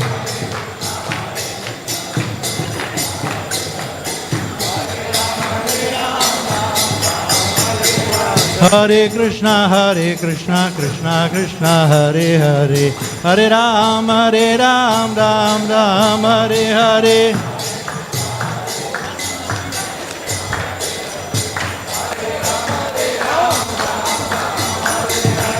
Hare Krishna, Krishna Krishna, Hare Hare, Hare Ram, Ram Ram, Hare Hare.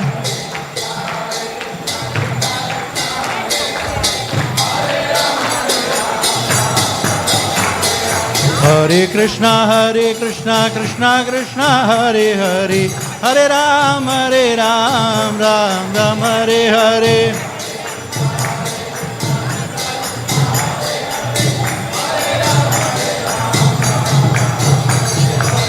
Hare Krishna, Krishna Krishna, Hare Hare, Hare Ram, Ram Ram, Hare Hare.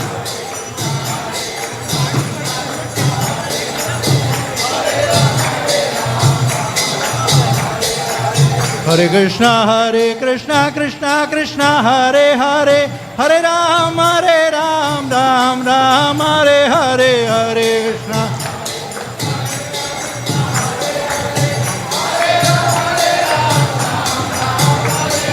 Hare Krishna, Krishna Krishna, Hare Hare, Hare Ram, Ram Ram, Hare Hare.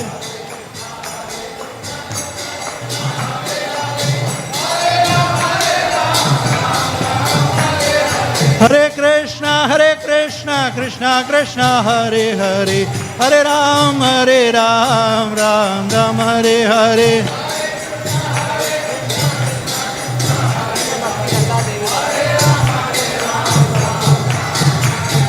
Hare Krishna, Krishna Krishna, Hare Hare, Hare Ram, Ram Ram, Hare Hare.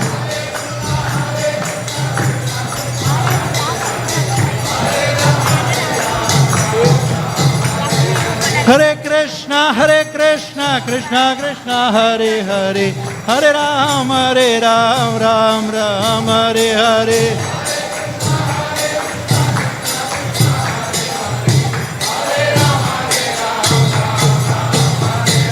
Nitai Gaurango, Nitai Gaurango, Nitai Gaurango, Gaura Hari.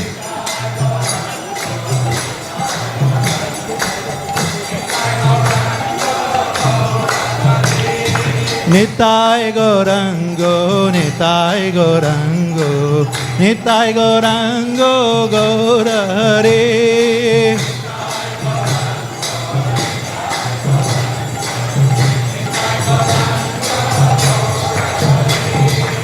Jai Sachinandana, Jai Sachinandana, Jai Sachinandana, Gaura Hari.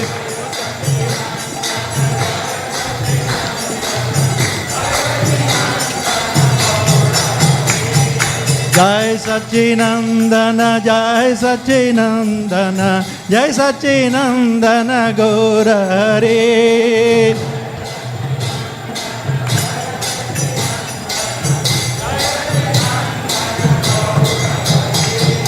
Jai Sachinandana, Jai Sachinandana, Jai Sachinandana, Gaura Hari.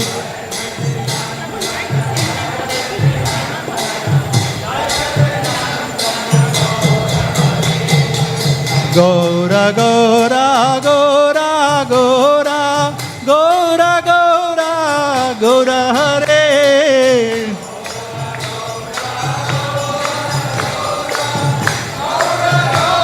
You want to come? Gaura Gaura Gaura Gaura Gaura Gaura Gaura Hare.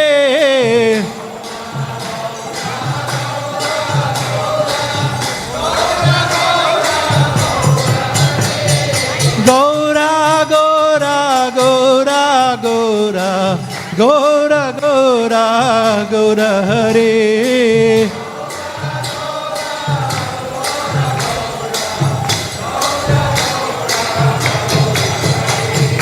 Gaura Gaura Gaura Gaura Gaura Gora Gora Hare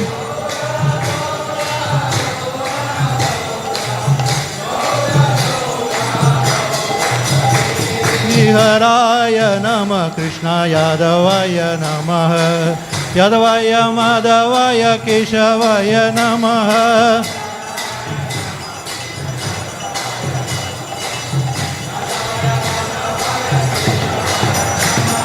Gopal Govinda Ram Shri Madhusudana Giridhari Gopina Madana Mohan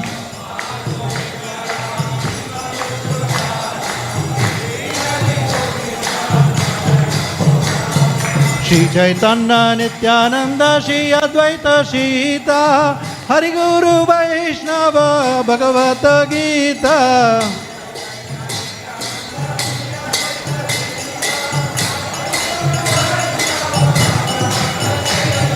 Shri Rup Shri Sanatana Bhatta Raghunatha Shri Jiva Gopala Bhatta Dasa Raghunatha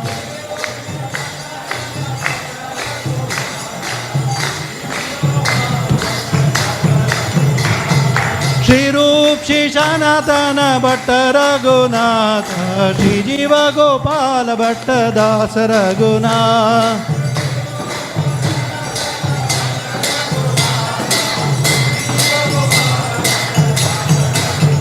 Jaya Prabhupada Jaya Prabhupada Prabhupada Jaya Prabhupada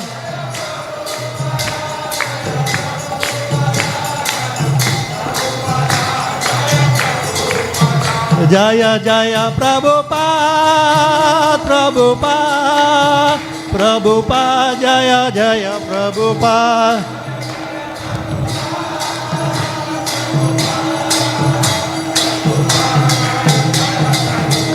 Jaya Jaya Prabhupada Prabhupada Prabhupada Jaya Jaya Prabhupada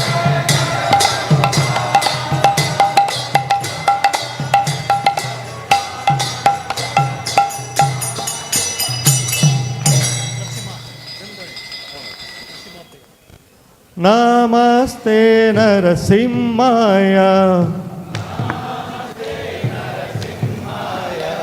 Namaste Narasimhaya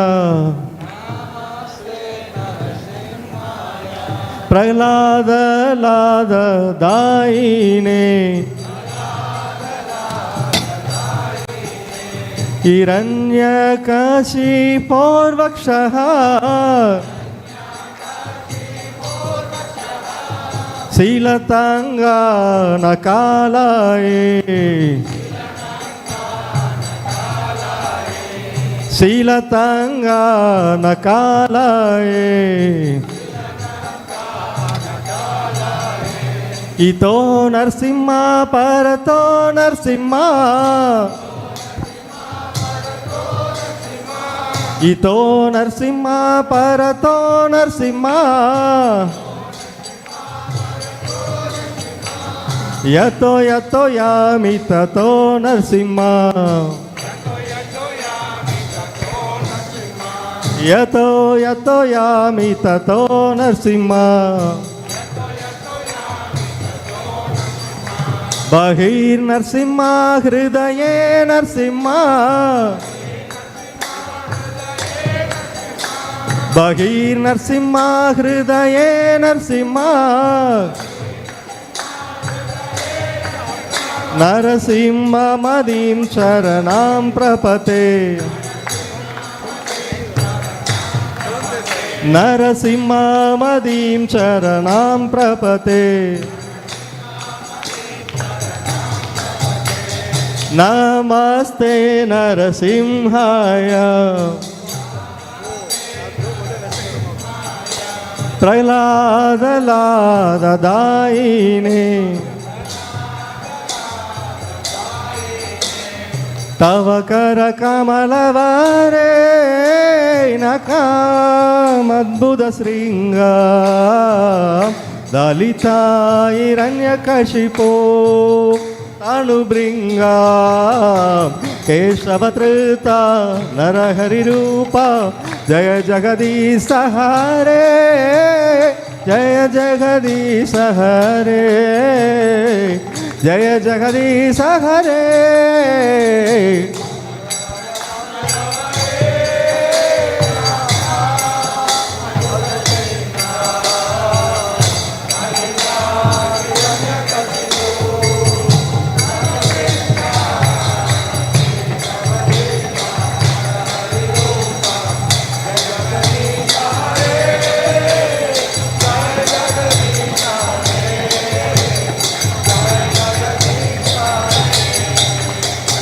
Kesavatrita Narahari Rupa Jaya Jagadisa Hare Jaya Jagadisa Hare Jaya Jagadisa Hare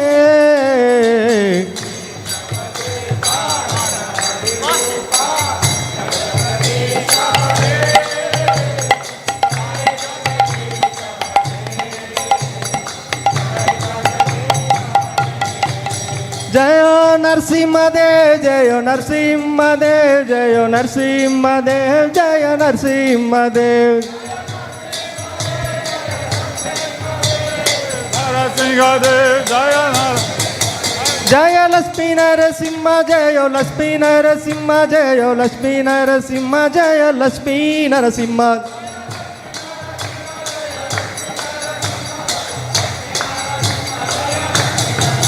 Jaya Prahlad Maharaj, Jaya Prahlad Maharaj, Jaya Prahlad Maharaj, Jaya Prahlad Maharaj. Prahlad Maharaj, Prahlad Maharaj, Prahlad Maharaj, Jaya Prahlad Maharaj.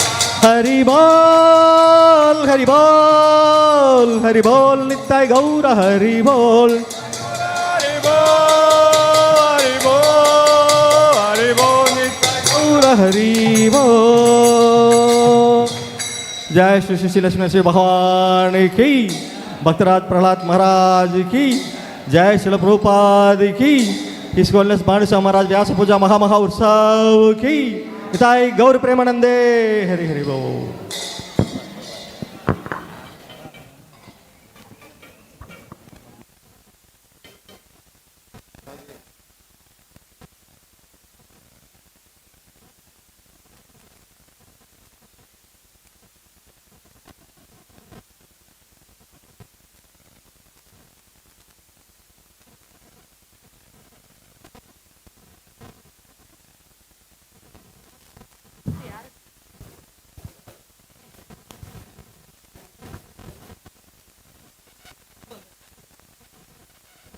Hare Krishna.